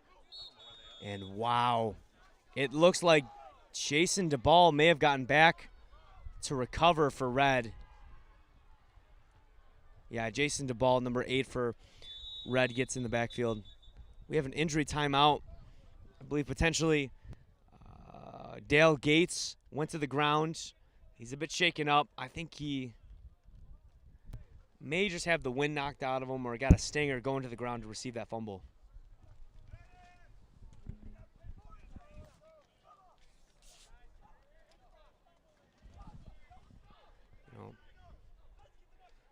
The chatter in the blue among the blue defense is Isaac Weiss telling his boys, number 20, the safety for blue, saying, "Come on, boys, we got to pay more attention. When the ball's on the ground, we can't be giving up that type of stuff." You see Todd Monaghan, the coach for blue in the middle of the field, kind of equal with his son, Ali Monaghan. Yeah, 45 moved here. There's going to be a false start. That's not. Oh, yeah. So it's Elliot Laranger on the false start. Yeah, what's going to happen there is kind of just a false start. They got to move. He moved a little too soon. They were trying to do a hard count. And blue moved too, but if the red moves first, it's going to be able to take him out there. And the defense has a little bit more leniency as far as how they can move. And yeah, they didn't come move across. Side to side. That offense, you got to stay static.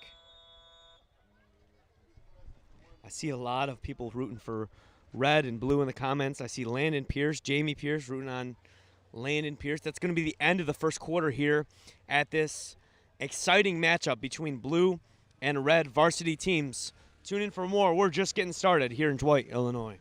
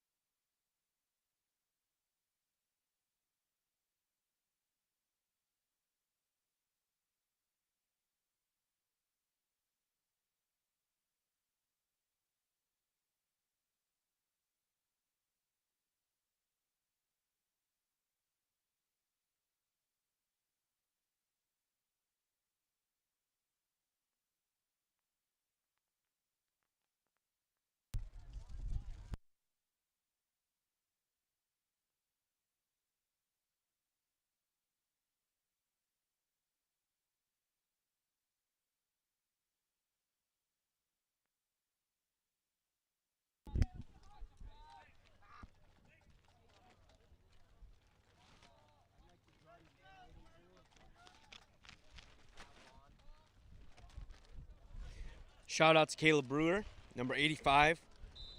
On Blue, I see some support for him in the comment section. He is a very good player there for Blue.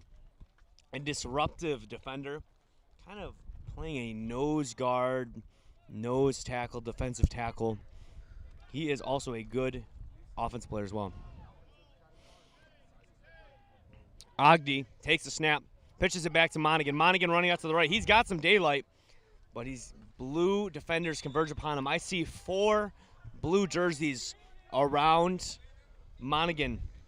I believe Ethan Winters, the kicker, gets in on Monaghan and was the first to take him down.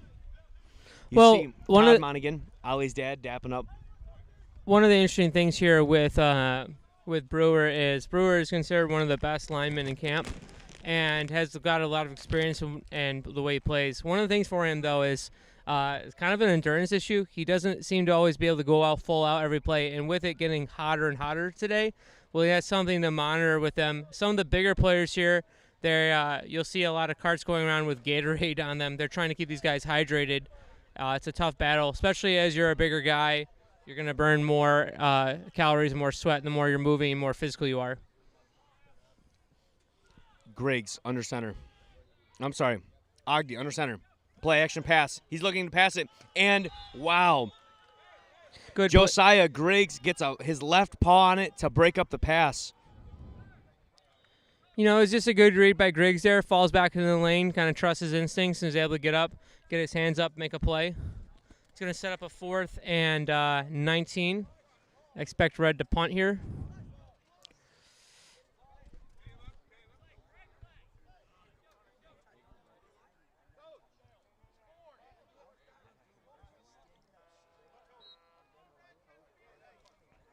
I'll tell you what, this Blue defense, this is exactly the way they wanted to start the game. They wanted to start the game backing Red deeper into their own territory than when they started the drive. And now number 73 is back to punt. Catches it. It's not a great punt, but it bounces once. And number 4, Josiah Griggs, picks it up. And they're going to have the ball. Gunners went the wrong way on that play. Fortunately, the ball bouncing. If the returner would be able to take that cleanly right off the hop instead of kind of waiting there, that could have possibly given them the opportunity for a big return. Still, Red kind of pushes Blue back into their own territory. They're going to start. Good field position for Blue. Yep. It was a high arcing kick. Didn't have much distance on it. However, it did give the Gunners enough time to recover and get to the kick returner in time. You see Grant Spencer take the snap and running left immediately. Tucks it and runs, but he is going to be hit by a red wave in the backfield. I think he lost a couple on that, Caleb. Yeah. Quick little trivia, guys, for you here that we'll come back to. Time for our trivia up here. What was the only varsity team last year to not win a single game? What was the only varsity team to not win a single game last year? You can leave the answer in the comments below, and we'll get back to you right before the halftime on the answer.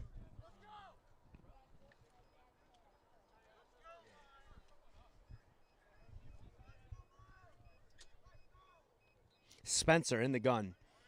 Nobody behind him. He's completely alone in the shotgun. Takes the snap.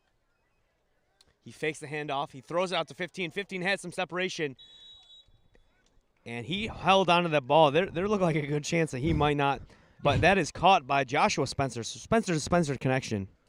Well, you said it, Zach, there. There was a lot of he took a pretty big wallop there to make that play.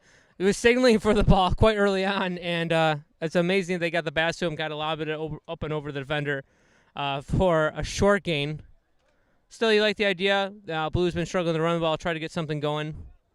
Yeah, I think they have some very capable quarterbacks on Blue. They have the two sets of brothers. They have Josiah Griggs, Michael Griggs, and then they have Grant Spencer and Joshua Spencer. So a lot of chemistry. They do the Tim Tebow jump pass downfield to Isaac Weiss.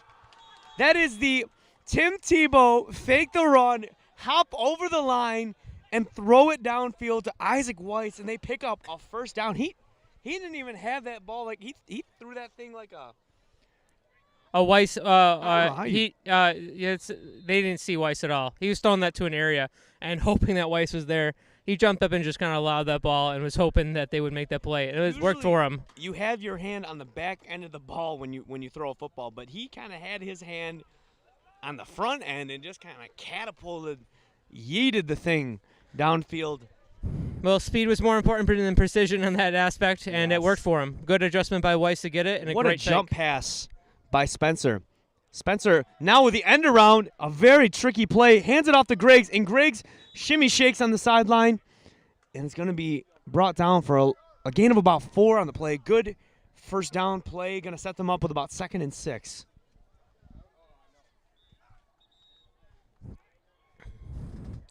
Again, Griggs is really good at setting up people to make them think that he kind of changes his speed well, gets a little burst, gets the outside. One thing you just got to watch out for a defender there and trying to not let him kind of be able to get outside on you on that. I see Caleb and I's friend Frank Broughton in the comments, excited about the jump pass, and you're absolutely right. That is the right description. He shot-putted that ball downfield. Quarterback, 2 play-action passes, pitches it out. Number 8 wins his one-on-one on the edge and is going to get right basically back to the line of scrimmage. We're going to have another 3rd and 9.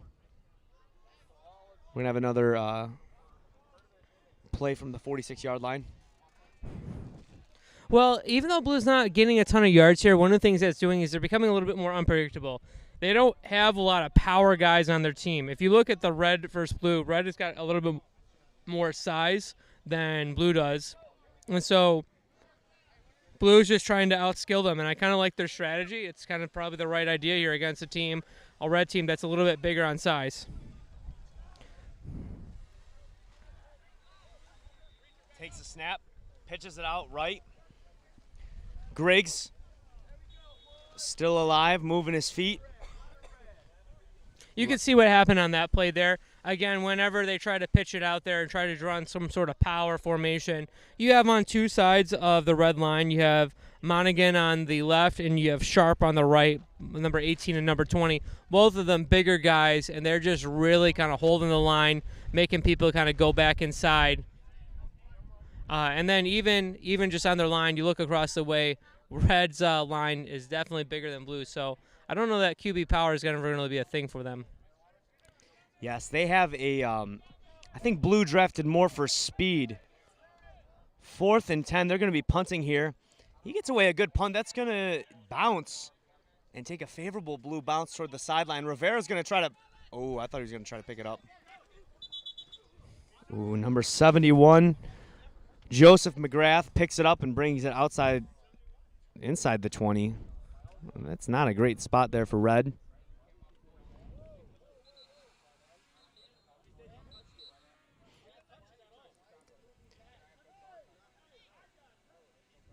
Has a play by McGrath there to see that they kind of his up man didn't want to take it, and then the Blue guy overran the ball and wanted to go hit Rivera, and so then he just kind of took it and ran forward, got a few more yards. Right now, the Red coaches are wondering why the ball is being spotted back at the 18 instead of at the 20.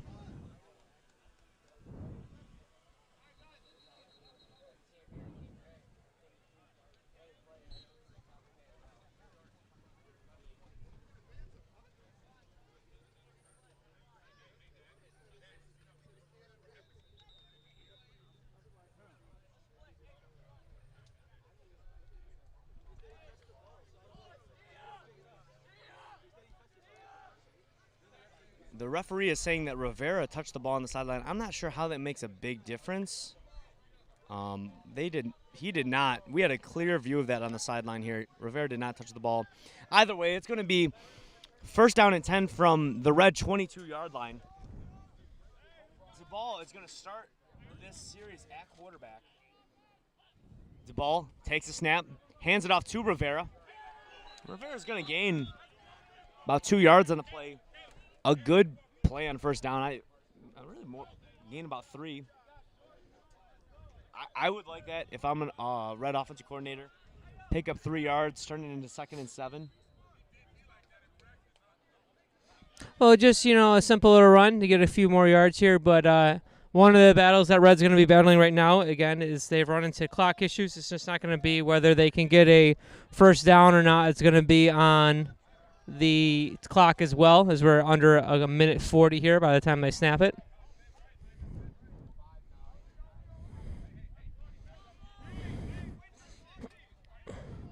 Drew Price under center now. Takes a snap. He gives it to DeBall.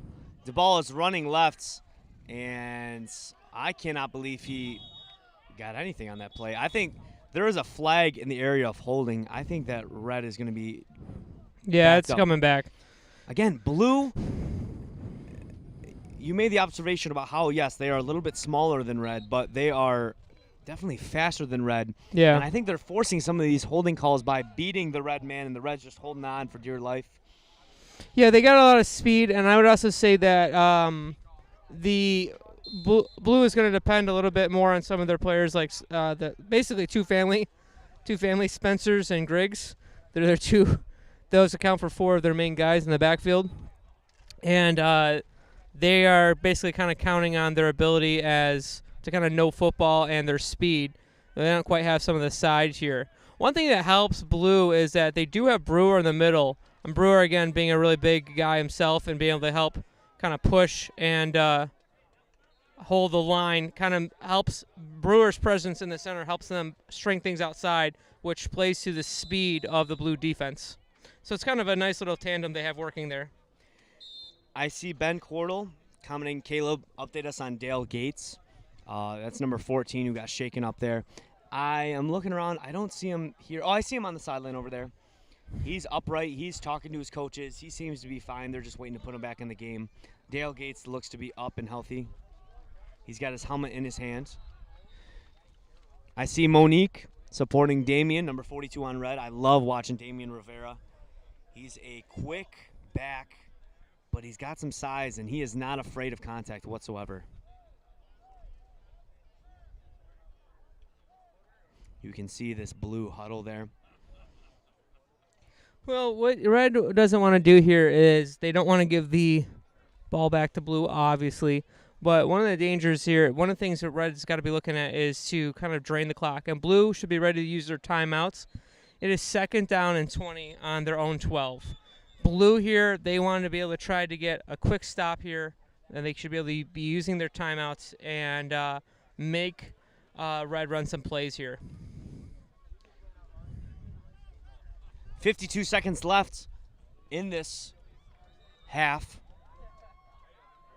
The score is 0-0.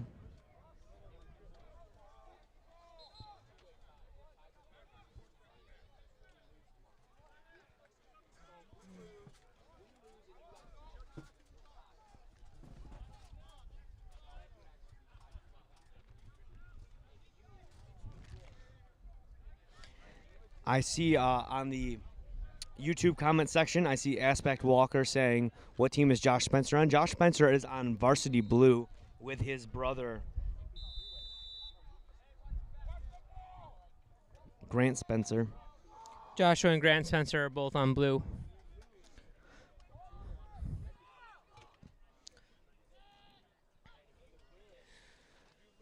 Ball snapped. Red's going to run right with the elusive Jason DeBall, but he had nowhere to go. Yeah, on that one he took the wrong hole. He went outside on the far right. He tried to go outside, and Spencer held the ground great. Forced him. Basically was trying to force him back inside. He still tried to go outside anyways, and Blue wisely here taking their timeout. This is going to force them. Again, they're looking at another 3rd and 20 here. You could call another timeout, make them punt, and then be able to maybe run a play. If you get a good return, then depending on how you feel on your kicker, maybe even try a field goal. A lot going on here. Blue should be looking to come out of here with points.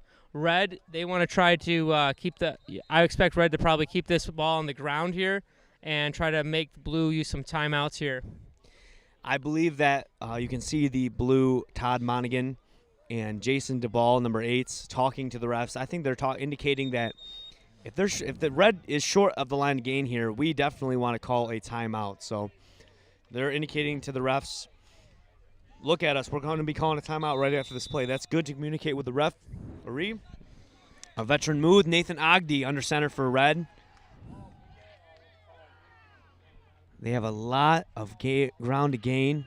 Monaghan in motion. They hand it off to DeBall. And DeBall's going to pick up about 9 yards here, well short of the line to gain. Red's going to bring on the punting team now, just outside their own red zone. You would have liked them to try to not give up 10 yards in that play if you're Blue, trying to get them. And in Red, that's exactly what you want to do. Get yourself an extra 10 yards. You know, give it just thing. Usually a lot of times the team will let you get some of those yards because they're playing kind of prevent. They're not going to give up 20, but they'll let you take 10. And then here, if you're Red, I got to imagine that you're going to try to punt this. One of the keys here is going to try to get it some movement here, kind of keep it away from Marquette, who's back to receive it.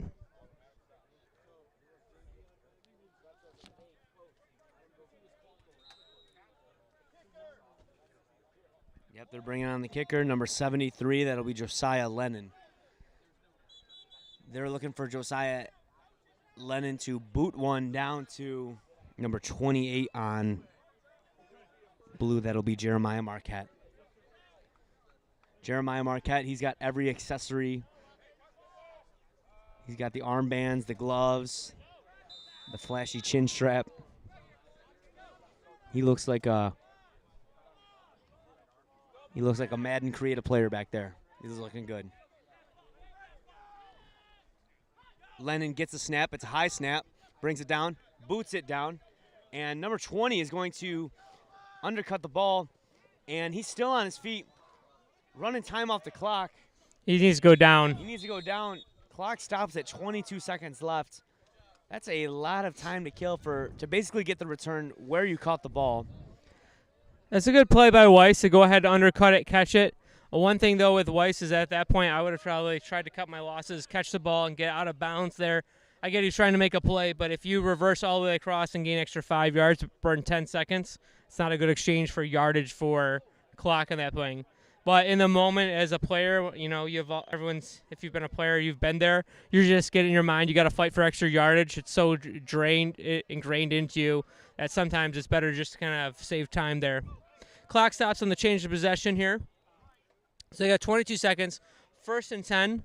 This is a Blue strategy might depend a little bit on their field goal kicker. If their kicker can get them in range with 22 seconds, and it depends all on their passing game too, whether they can feel they can take a shot or not. I see some support for number 28 in the comments, Jeremiah Marquette.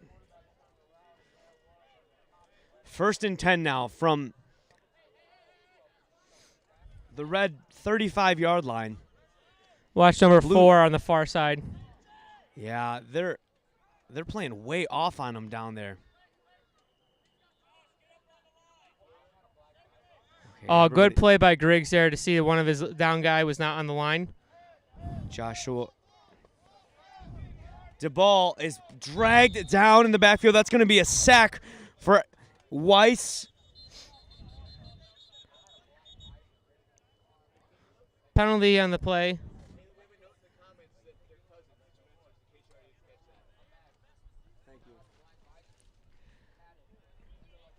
The Spencer Cousins, Grants, and Joshua.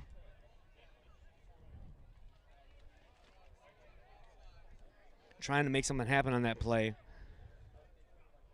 We have Chuck Schwartz on the field. Red jumped off sides here, so this is going to bail them out here. Call. Offsides on the defense, so no time is run off the clock. They're going to get an easy 5 yards. That's going to set up a 1st and 5. Wow, that's going to move the ball to the 30-yard line. This really opens up the playbook for Blue. If they give the same lineup there, I mean, I think you want to look at throwing that out to Griggs. Even if, at this point they're playing. If they play so far off him, I'm just taking a look here. They're playing 10 to 12 yards off him right now. You might be able to just get a quick free yard if he runs it out. Ball snap. Spencer has the ball. He's looking to pass it, and he is converged upon. A sack by Joshua. Eesh, that was a big sack. Well, Ash comes in and makes a really good play there. Awesome tackle there. Interesting, he looked like he had Griggs early. Griggs running kind of a slant underneath, but for whatever reason didn't pull the trigger, wanted extra time. And by the time he went to go back up and throw it again, the red line collapsed it. Ash gets in the backfield for Wed Varsity and gets a potentially drive-changing sack there on 1st and 5. That's going to back them all the way up to the 41-yard line. It's going to be 2nd and 14.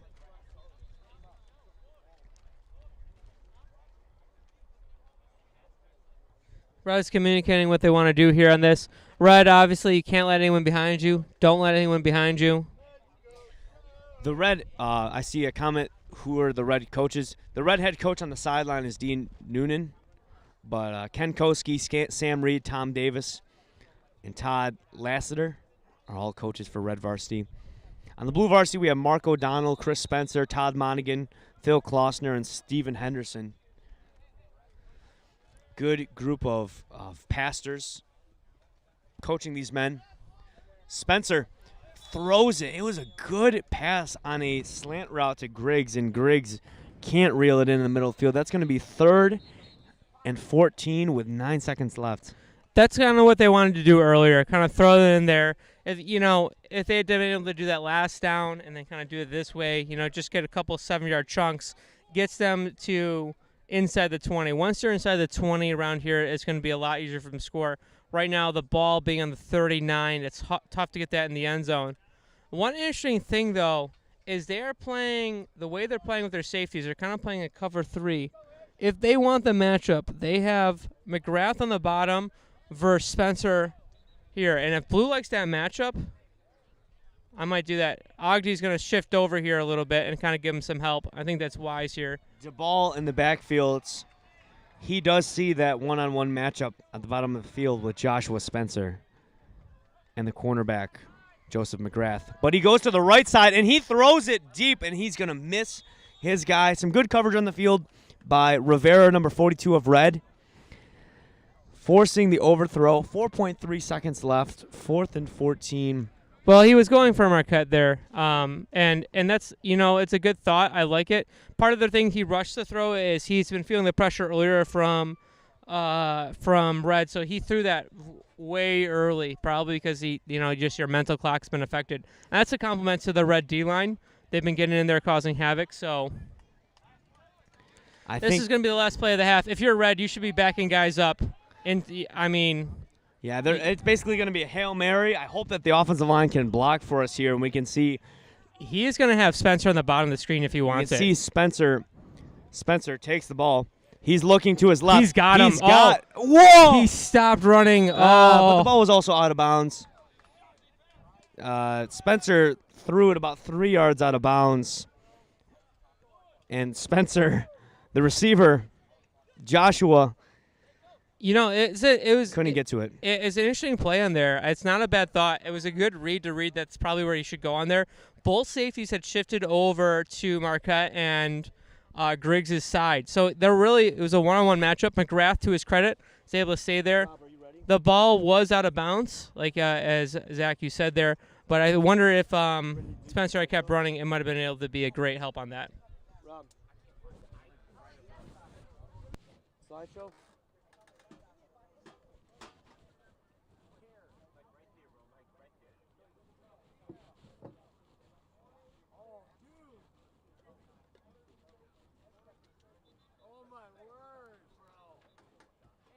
You just let me know when you're ready, okay?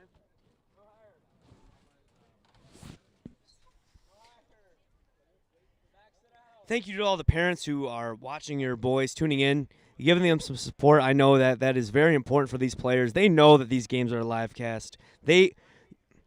You should hear in the morning chapel sessions when we start the service with the lights going down, the projector screen coming down. It's about a 50-foot projector screen coming down behind the pulpit.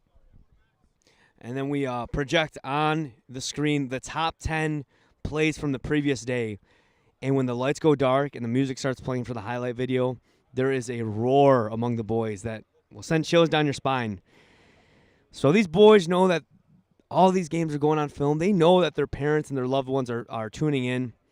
Thank you, everybody, for tuning in and watching and helping create the atmosphere here in Dwight, Illinois at Midwest Christian Boys Football Camp.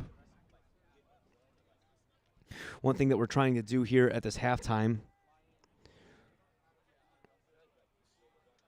is let you know that everybody's been having a good week.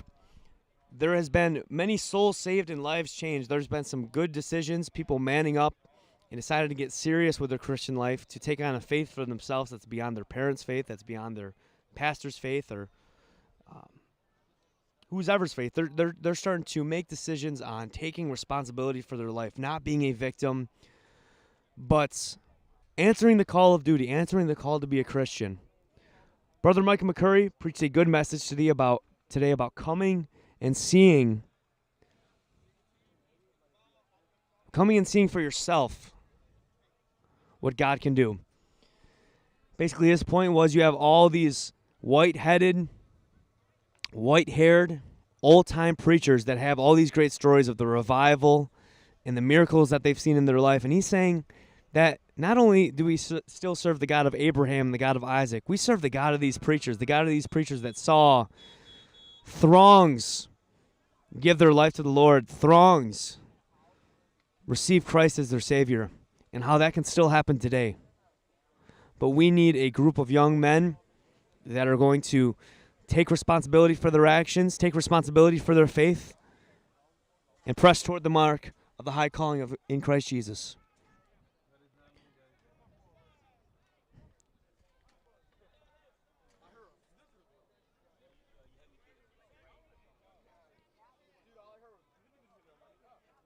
So, yes, it's been a good week of fantastic food. If you're worried about your boys staying hydrated, don't worry. This camp spends thousands of dollars on hydration.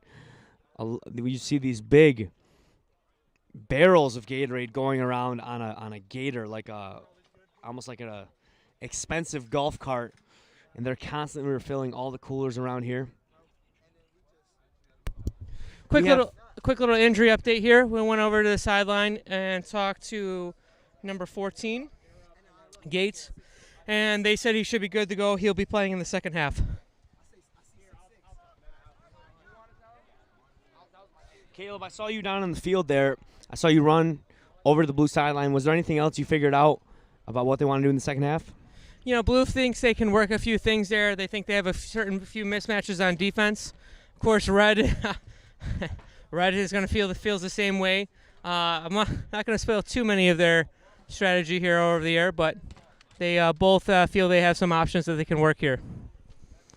One of the things that both coaches were kind of emphasizing is patience. In the 0-0 game, a lot of times the temptation is to try to go for it all at once, and both coaches were kind of talking about what they could do. In the blue sideline, they were kind of talking over, kind of letting the players dictate what they felt they had on the field. And on the red sideline here, I think we're going to be looking to see some more power action. 23 for Blue. Ethan Winters is going to kick the ball off to start this second half, and we are underway. A low-angle punt. I believe there's an offsides on the kick coverage team. But Red is going to have good field position regardless. It'll be interesting to see whether or not they just decline the penalty and take it where Rivera picked it up. Rivera slipped on the play. Yeah, Turf Monster got him there, or the Grass Monster in this case. Just kind of got him. Kind of Raleigh rolled his ankle. He'll be fine.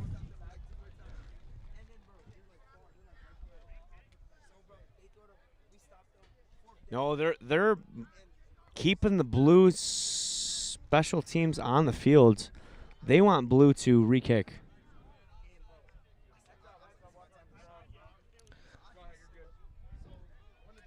It's an interesting call there. Yeah, they would have had the ball. They would have the ball up near the 40, Yeah, and or they're past going the to 40. re-kick here. We'll see if the decision works out for them. I think sometimes these teams bet on, in a close game, in a game that's 0-0 gridlock, to have a big special teams play that they can potentially get a lead really quick and protect that lead for the rest of the game. Not sure.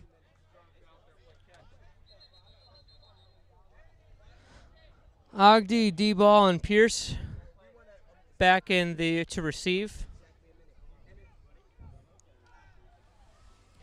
Spencer Along with Ali. about to kick it for real. There is 10 minutes and 1 second on the clock. Now the clock's doing a little do-si-do here. Now there's 12.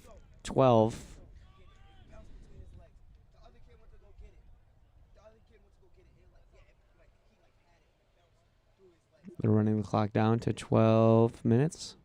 We are sorry for the technical difficulties. There we go. All right. Let's get this party started. Winters kicks it off. Number 4, Ogden in the center. Catches it. Runs it upfield.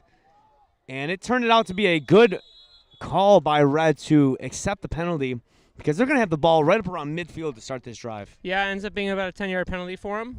Good call for them. They bet on their team to return it. Some of you might recognize Agni and Landon Pierce from last year. They were on the Red JV that won. So the trivia question, to answer that, the trivia question was, what was the only color last year for varsity to not win a single game? What was the only color from varsity to not win a single game? And that was red. So red here, hopefully trying to not have that happen to him again this year. He's going to go ahead and go and see if they can win this game here against blue. Red lost last game, so they definitely are looking. They have lost. This will be their 6th straight. Looks like Drew Price is going to be at quarterback here. He hands it off, and that is a blue wall that I believe the running back ran into. Rivera is shaken up. I think he was already hurting from when he slipped on the previous kick return 2 plays ago. Everybody's taking a knee. We just want to make sure that Rivera's okay. Give him the time he needs. While the medical staff goes out to treat him. Shout out, we have an excellent medical staff here. A lot of professionals coming in, and they will go ahead and take a look at him and see what they can do. Yeah, all these guys in the orange shirts tending to Rivera, they're all certified, real paramedics and first responders.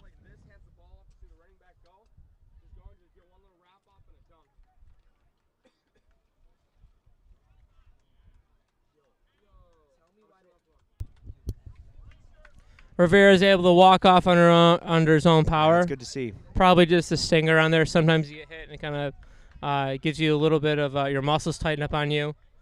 So he's looking up, no limping or anything. Seems to be doing great under his own power there. So that's excellent to see. Big Red has definitely a next man up mentality. They're going to have 73 jog onto the field. Josiah Lennon.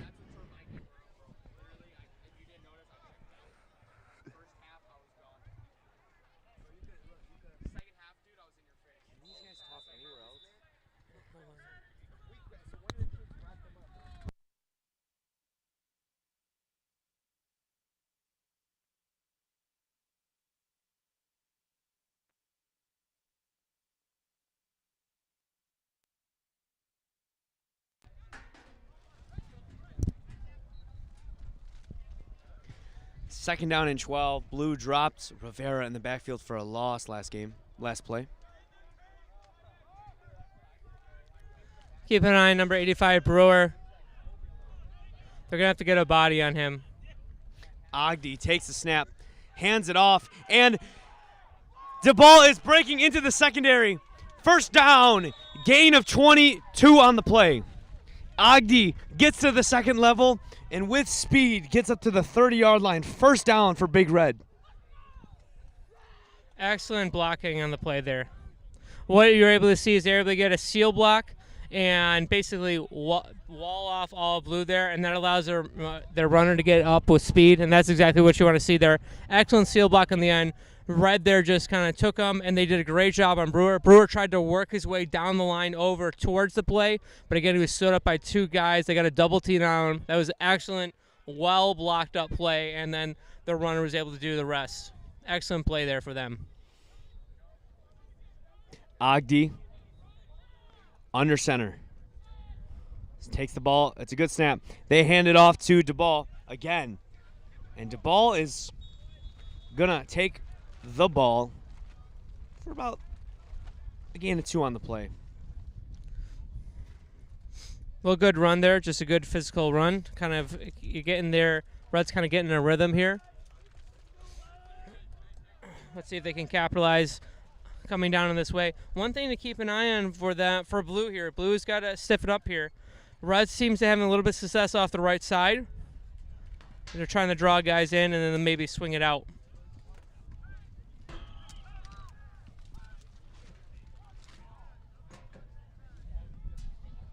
Blue defensive coordinator on the sideline there, barking at his boys to watch the ball.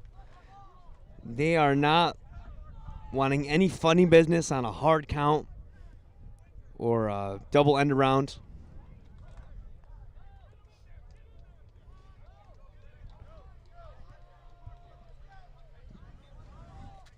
Ogdi under center. Takes a snap. Play action pass. He has 12. Wide open. Pierce waltzes in for the Big Red touchdown. Well, great play there. The Ogdi to Pierce connection, both were on JV Red last year. This year they're on Red Varsity, doing an excellent job there. And again, great play fake was set up by the power running. They get him in, draw him in, and then just a wide open pitch and catch. No one was there. Excellent play call by the coaches. Again, schemed them. Again, they get them all drawn inside, and then they flare it outside on the pass. Beautiful play. A dangerous play action quarterback, Nathan Ogdi, tucks it down, rolls to his left, and throws it in stride to Landon Pierce for the first points of this ball game. That makes it 6-0 Red. And they're going to go for the 2-point conversion here to put themselves up by 8. Ogdi looking to his right. Price goes in motion. Ball is snapped. And the ball is lost at the goal line. Yeah. Red's not going to get there. 2-point conversion is no good.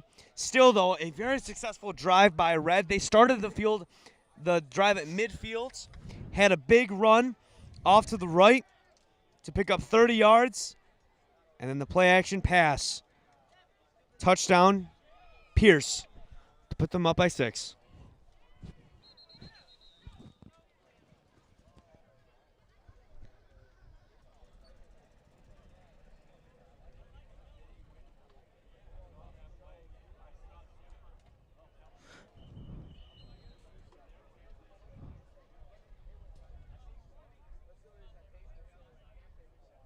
Was a penalty on the play there to Red. Blues, of course, going to decline it and just take the point to take the dead play here.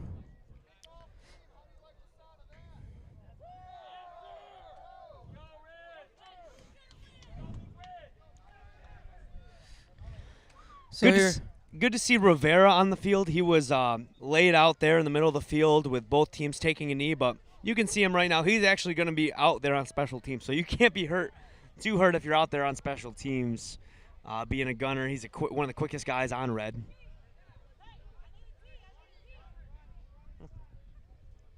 Nathan Ogdi, the man who just threw a touchdown, is now going to look for a tee from the sidelines to kick it off to Blue.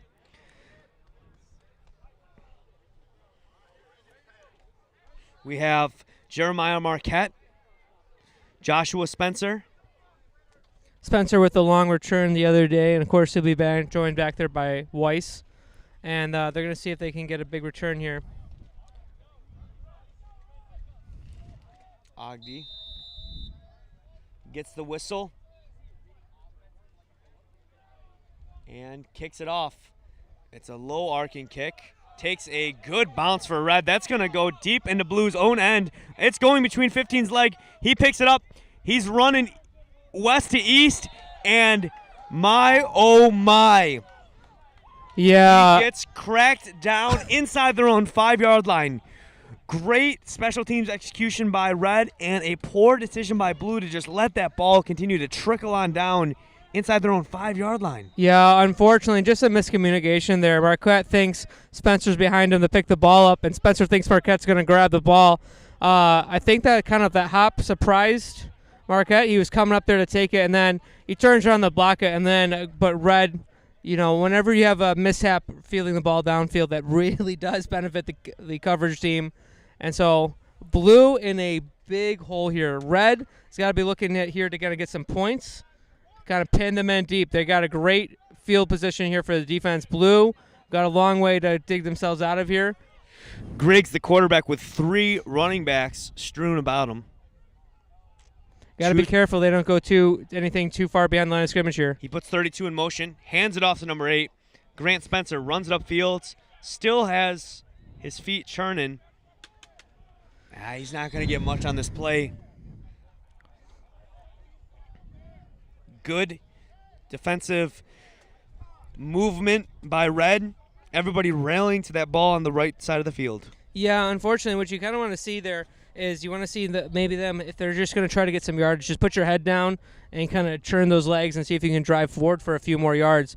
Unfortunately, they're kind of in the same spot here, just on the other hash now. 2nd and 10 from their own 3-yard line. I mean, right now, if you're a defensive line for Red, you got to be feeling like, hey, man, we can get a safety here.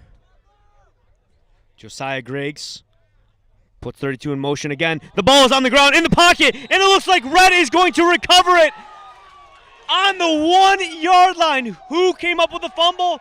That is number 40, Joshua Ash, with the fumble recovery for Red. The offense walked onto the field on the Blue 1-yard line.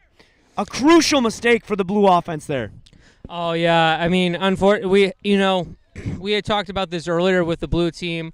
Earlier today, they had one of their teams had like 15 center QB exchange fumbles, and that was exactly what happened right there.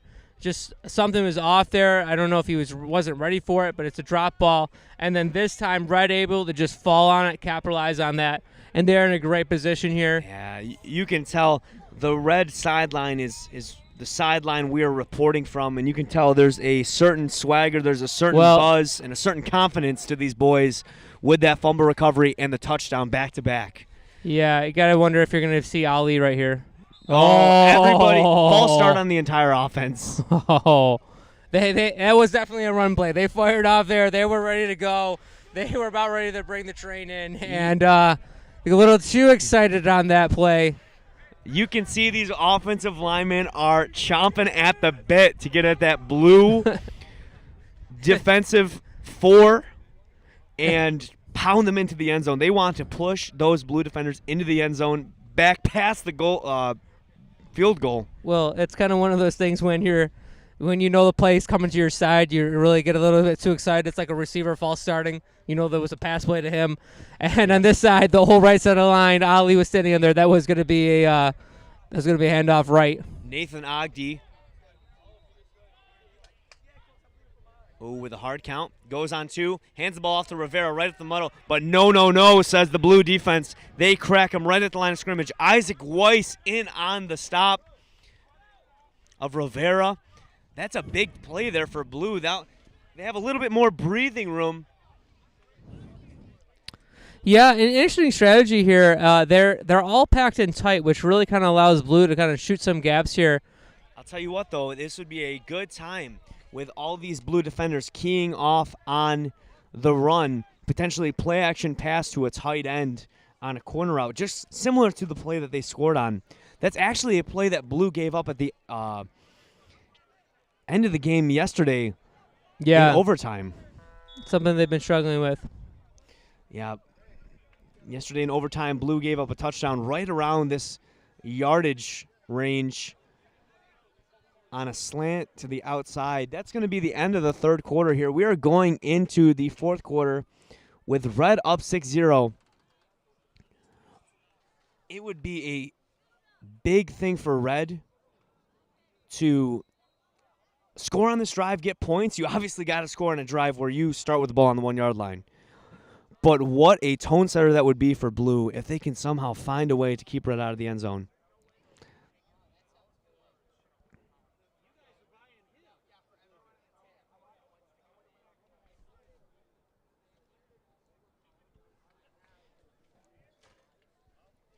Caleb is down in the huddle with the Red team there.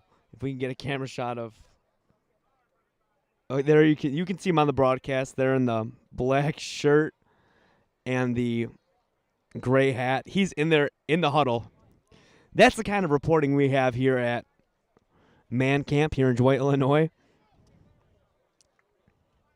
You can see on the broadcast there, that's Chuck Schwartz, a good man. He's a professional ref from Pennsylvania. Refs a lot of basketball and varsity football games over in Pennsylvania.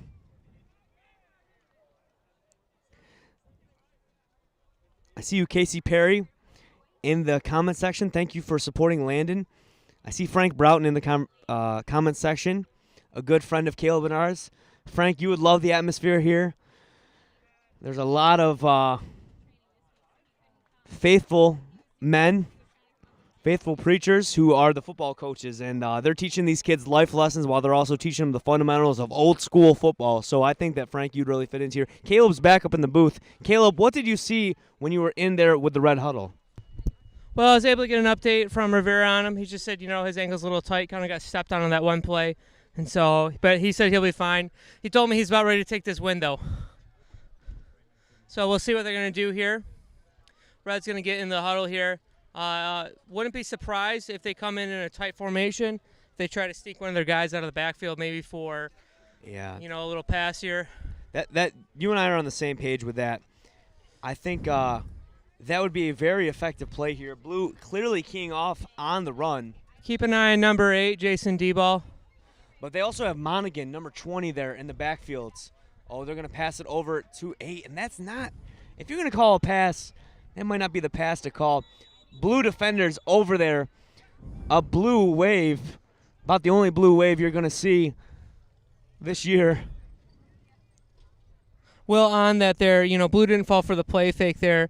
Basically, Weiss stayed home.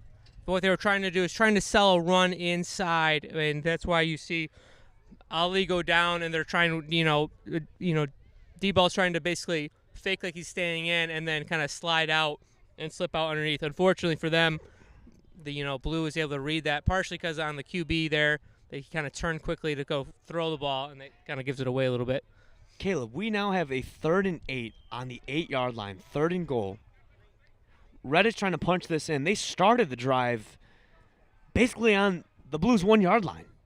Yeah. And Blue is really – this would be huge if they can stop him here. Yeah, it'd be a big goal line stand for Blue here. Ogdi, under the gun, hands it off to big old Ali Monaghan, who is tackled one-on-one by number – That's Griggs. Michael Griggs there. Boy, the Griggs boys are really good form tacklers. And even though, again, Ollie's probably got 100 pounds on him, Griggs is able to get in. He got a good aiming point, gets in, wraps up, hits between the knee and the waist there, hits him right in the thigh, wraps up, drives the leg. Excellent play. If he had tried to go high, he would have been just walked backwards, but an excellent play by Griggs. That is a clutch play to be one-on-one with Red's most athletic player and to take him down in the open fields. Huge tackle there by Griggs to keep the score at 6-0. We have 4th and 7. If Blue gets the stop, it would be huge. Timeout, Red. Red's going to take a timeout here. I don't know how they feel about their kicking game or where they're at with that. So if I have any faith in my field goal kicker at all, I'm going to kick that field goal here because that would make it a two-score game with 9 minutes left. So it kind of depends how they feel here. If they don't have faith in their kicking game, I mean, their JV attempted a field goal from about the same spot, then, I mean, obviously you're going to be going for the end zone here and probably a pass play. Either way, Blue, unless it's a made field goal, if they get a stop here, they're going to be deep in their own end. They're going to have to travel out to see what they can do with that.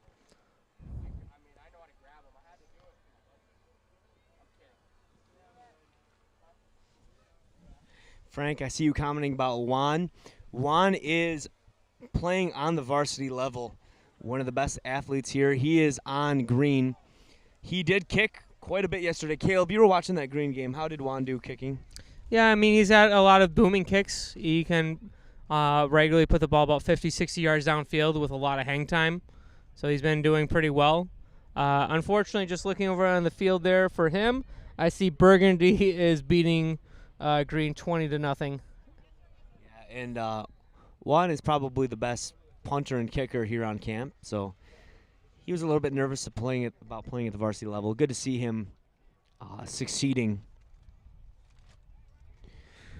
We have a good game here. It's one score, 6-0. This will be the turning point of the game either way, in my opinion. If Red can go up 2 scores, they have to feel good about this game being out of reach. If Blue can find a way to withstand the disastrous fumble on their own goal line, that would give them the spark they need to potentially get back in this game. Looks like they're going to go for it.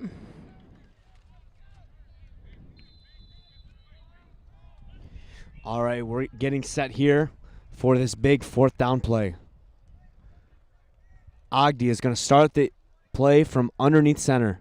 Rivera and Monaghan behind him. He takes a snap.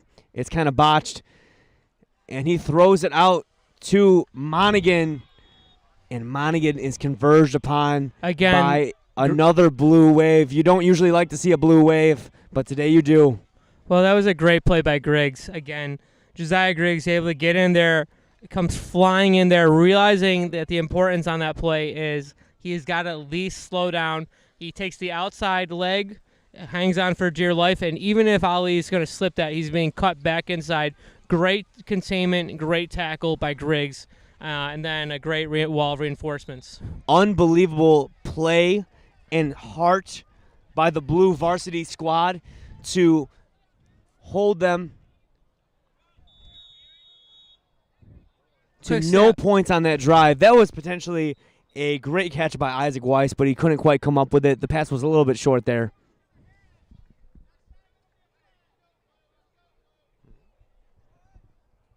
Right now, one of the Reds, the coach is being warned they were inside. They were too far closer to the hash. They got to be on the sidelines.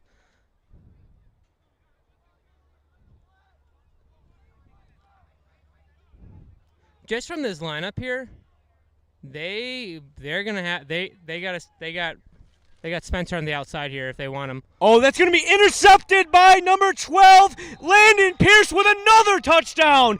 Breaks the game wide open. Red is now up 12-0 on another Landon Pierce interception. This one is a pick 6 that he takes to the house. That's a great raid by him. It's interesting.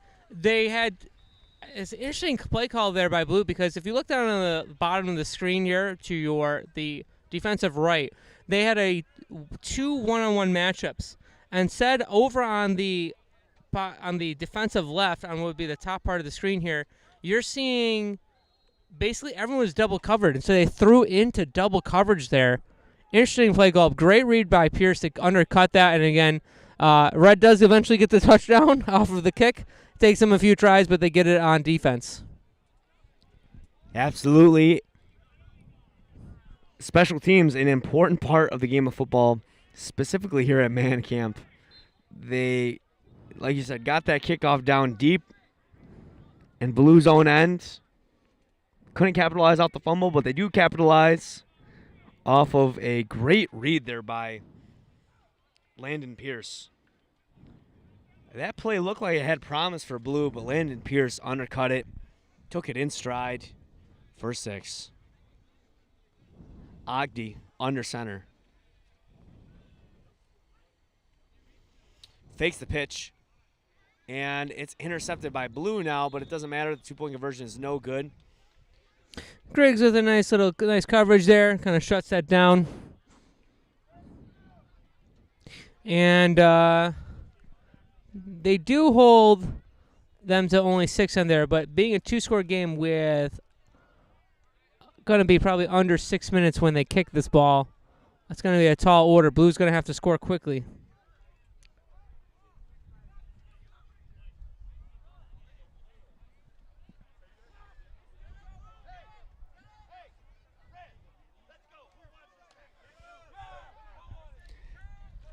Landon Pierce, number 12 for Red, making plays all over the fields.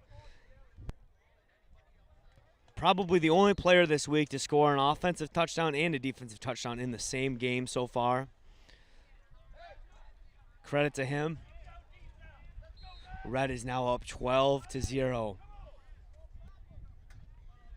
Big Red kicking it off now.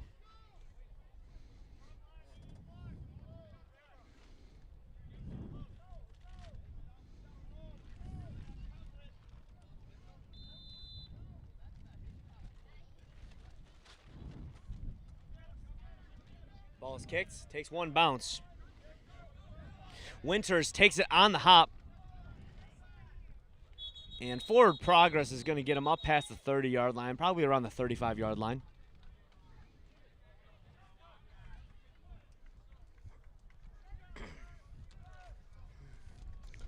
Blue's going to take over here with under 5 minutes to go when they snap the ball.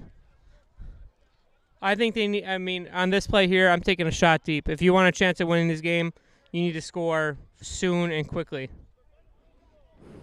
I still think their best chance is going to be Spencer down low.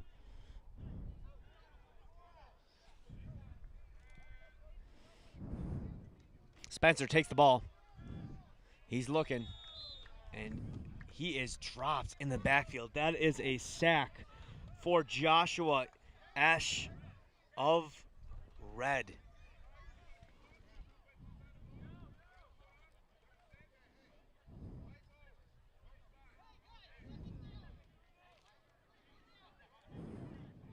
Red doing a good job of protecting that lead with a sack on first down.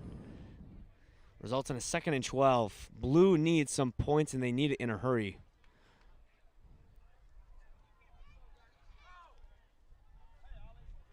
Red looks like a team that can do some damage this week.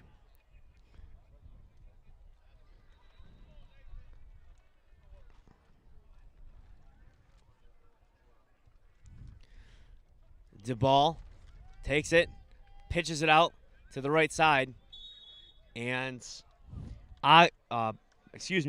Griggs is forced out of bounds. I would love that play, especially to the bottom of the screen. Down to Spencer. Again, Ogden is shifted over the top. And I just think you're going to have a better luck on that play there. Yeah, we're looking at this defensive coverage here for Red.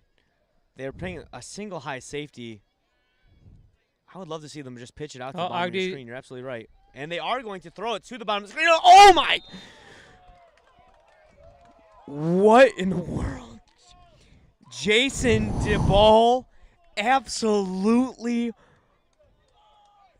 pounded the receiver over the middle of the field. That is a vicious hit by Jason DeBall to jar the ball loose of the receiver. Yeah, that was a tough play there. I don't like the slant play call. I really don't like the slant play call. They have thrown that slant now 3 times this afternoon, and all 3 times is landed in incomplete. What? Or an interception. He cracked him. Oh, they're going to try to go deep here. Oh, there's He's- a double. All right, they throw it over the head of Spencer. And that's going to be a turnover on downs. Red offense now marches out of the field. It looks like they're going to take this victory. Oh, there is a flag on the play.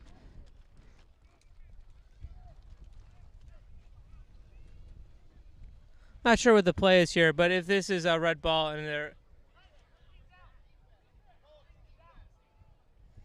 Holding on the defense.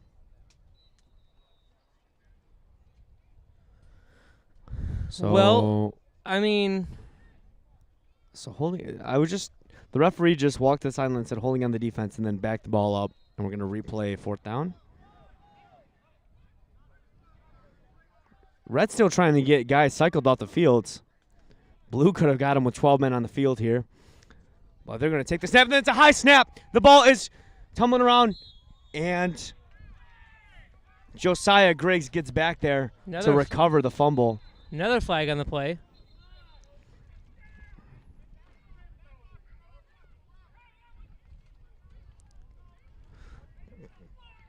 Josiah Ish. There's a flag on the play. They are potentially going to call that a hit on a defenseless player because once your knee is down in here, you're Josiah down. Griggs was clearly giving himself up. He was on his belly. And there's another flag. It looks like words were probably had to the ref, and the ref let that flag toss about 20 yards in the air. That's big Danny Martin, son of Dan Martin, evangelist. Yeah, a lot of stuff's going on right here. Right now, I mean, the writing's on the wall here for Blue, and so they're kind of getting a little frustrated. See the camp director out there at midfield, just making sure that we aren't doing anything too crazy. Well, this is going to be a great win for Red here. A couple of things they did. They had a couple of great offensive drives, played really good defense. It should be a few kneel downs here or a few run plays, and it should be over. But great play by Red. Hats off to them. They played an excellent game. I'm still thinking about that hit across the middle by Jason Dubois on the receiver on the kind of post. For some reason, a lot of coaches in here are in love with the slant route against two middle linebacker zone. And Yeah, I don't understand why you would ever call that against two linebackers sitting right in the path of that. It's a good way to get your players hurt. And if you're going to, even if you complete that, you're going to get maybe 6 yards on that play, and it's a tough play there if you're going to hit that slant. I'll tell you what, though. Jason Dubois did a good job of timing that pass after he made contact with the receiver, after the receiver made contact with the ball, and then Jason Dubois led with his shoulder into the midsection of the receiver. Way to not lead with the crown of your helmet. We want to teach the kids good fundamentals of the game. You want to hit hard, but hit clean. Make sure you come up from that hit to play another down, and so does the receiver. So credit to Dubois on that. Yeah, it looks like Red's just going to kneel this out. There's a lot of funny business going on there. The down marker reads fourth down. They're going to change it to first down now. Yeah, Red's going to kneel the ball down and run out the clock. That's going to be the game here after a couple kneel downs.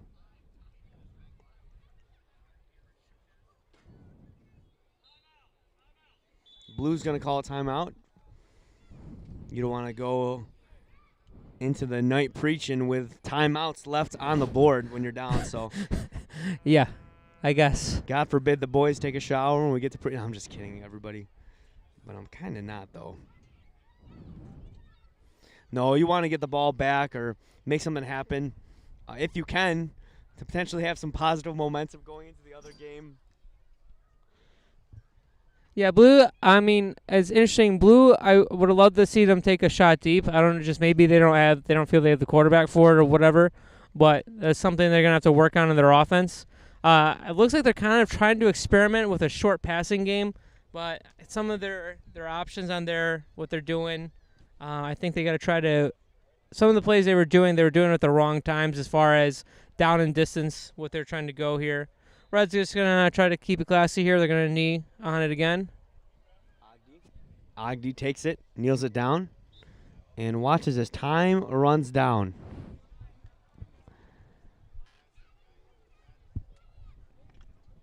Looks like it's going to eventually wind down to 0. Thank you to all the friends and family members for tuning in live on Facebook, live on YouTube, to watch your boys play football here in Dwight, Illinois. That's going to be it. Oh, Caleb, you want to say something? Well, Red gets their first win, and this will be they snap a 6-game losing streak here, so they're pretty excited about that. We had talked to their head coach earlier at one point. I said, what is that Red identity? And he's like, just win one game, please. So they're excited to get that. They get a very much-needed win here against Blue, and they'll be facing, I believe, Green tomorrow. So absolutely good game for them. They beat a solid Blue team to get their first win in 2 years. Thank you, everybody, for tuning in of this broadcast from the Scaffolding broadcast booth here in Dwight, Illinois. I'm Zach Kinney. My broadcast partner is Caleb Crone. Thank you to all the people back in the bus that are operating the switcher. I know Rob Robideau is probably listening to me right now. We appreciate you. This would not be possible without you and all your setup, all the technical stuff that goes into this. We are signing off and taking some showers to go into the tabernacle and hear some morning preaching. God bless everybody.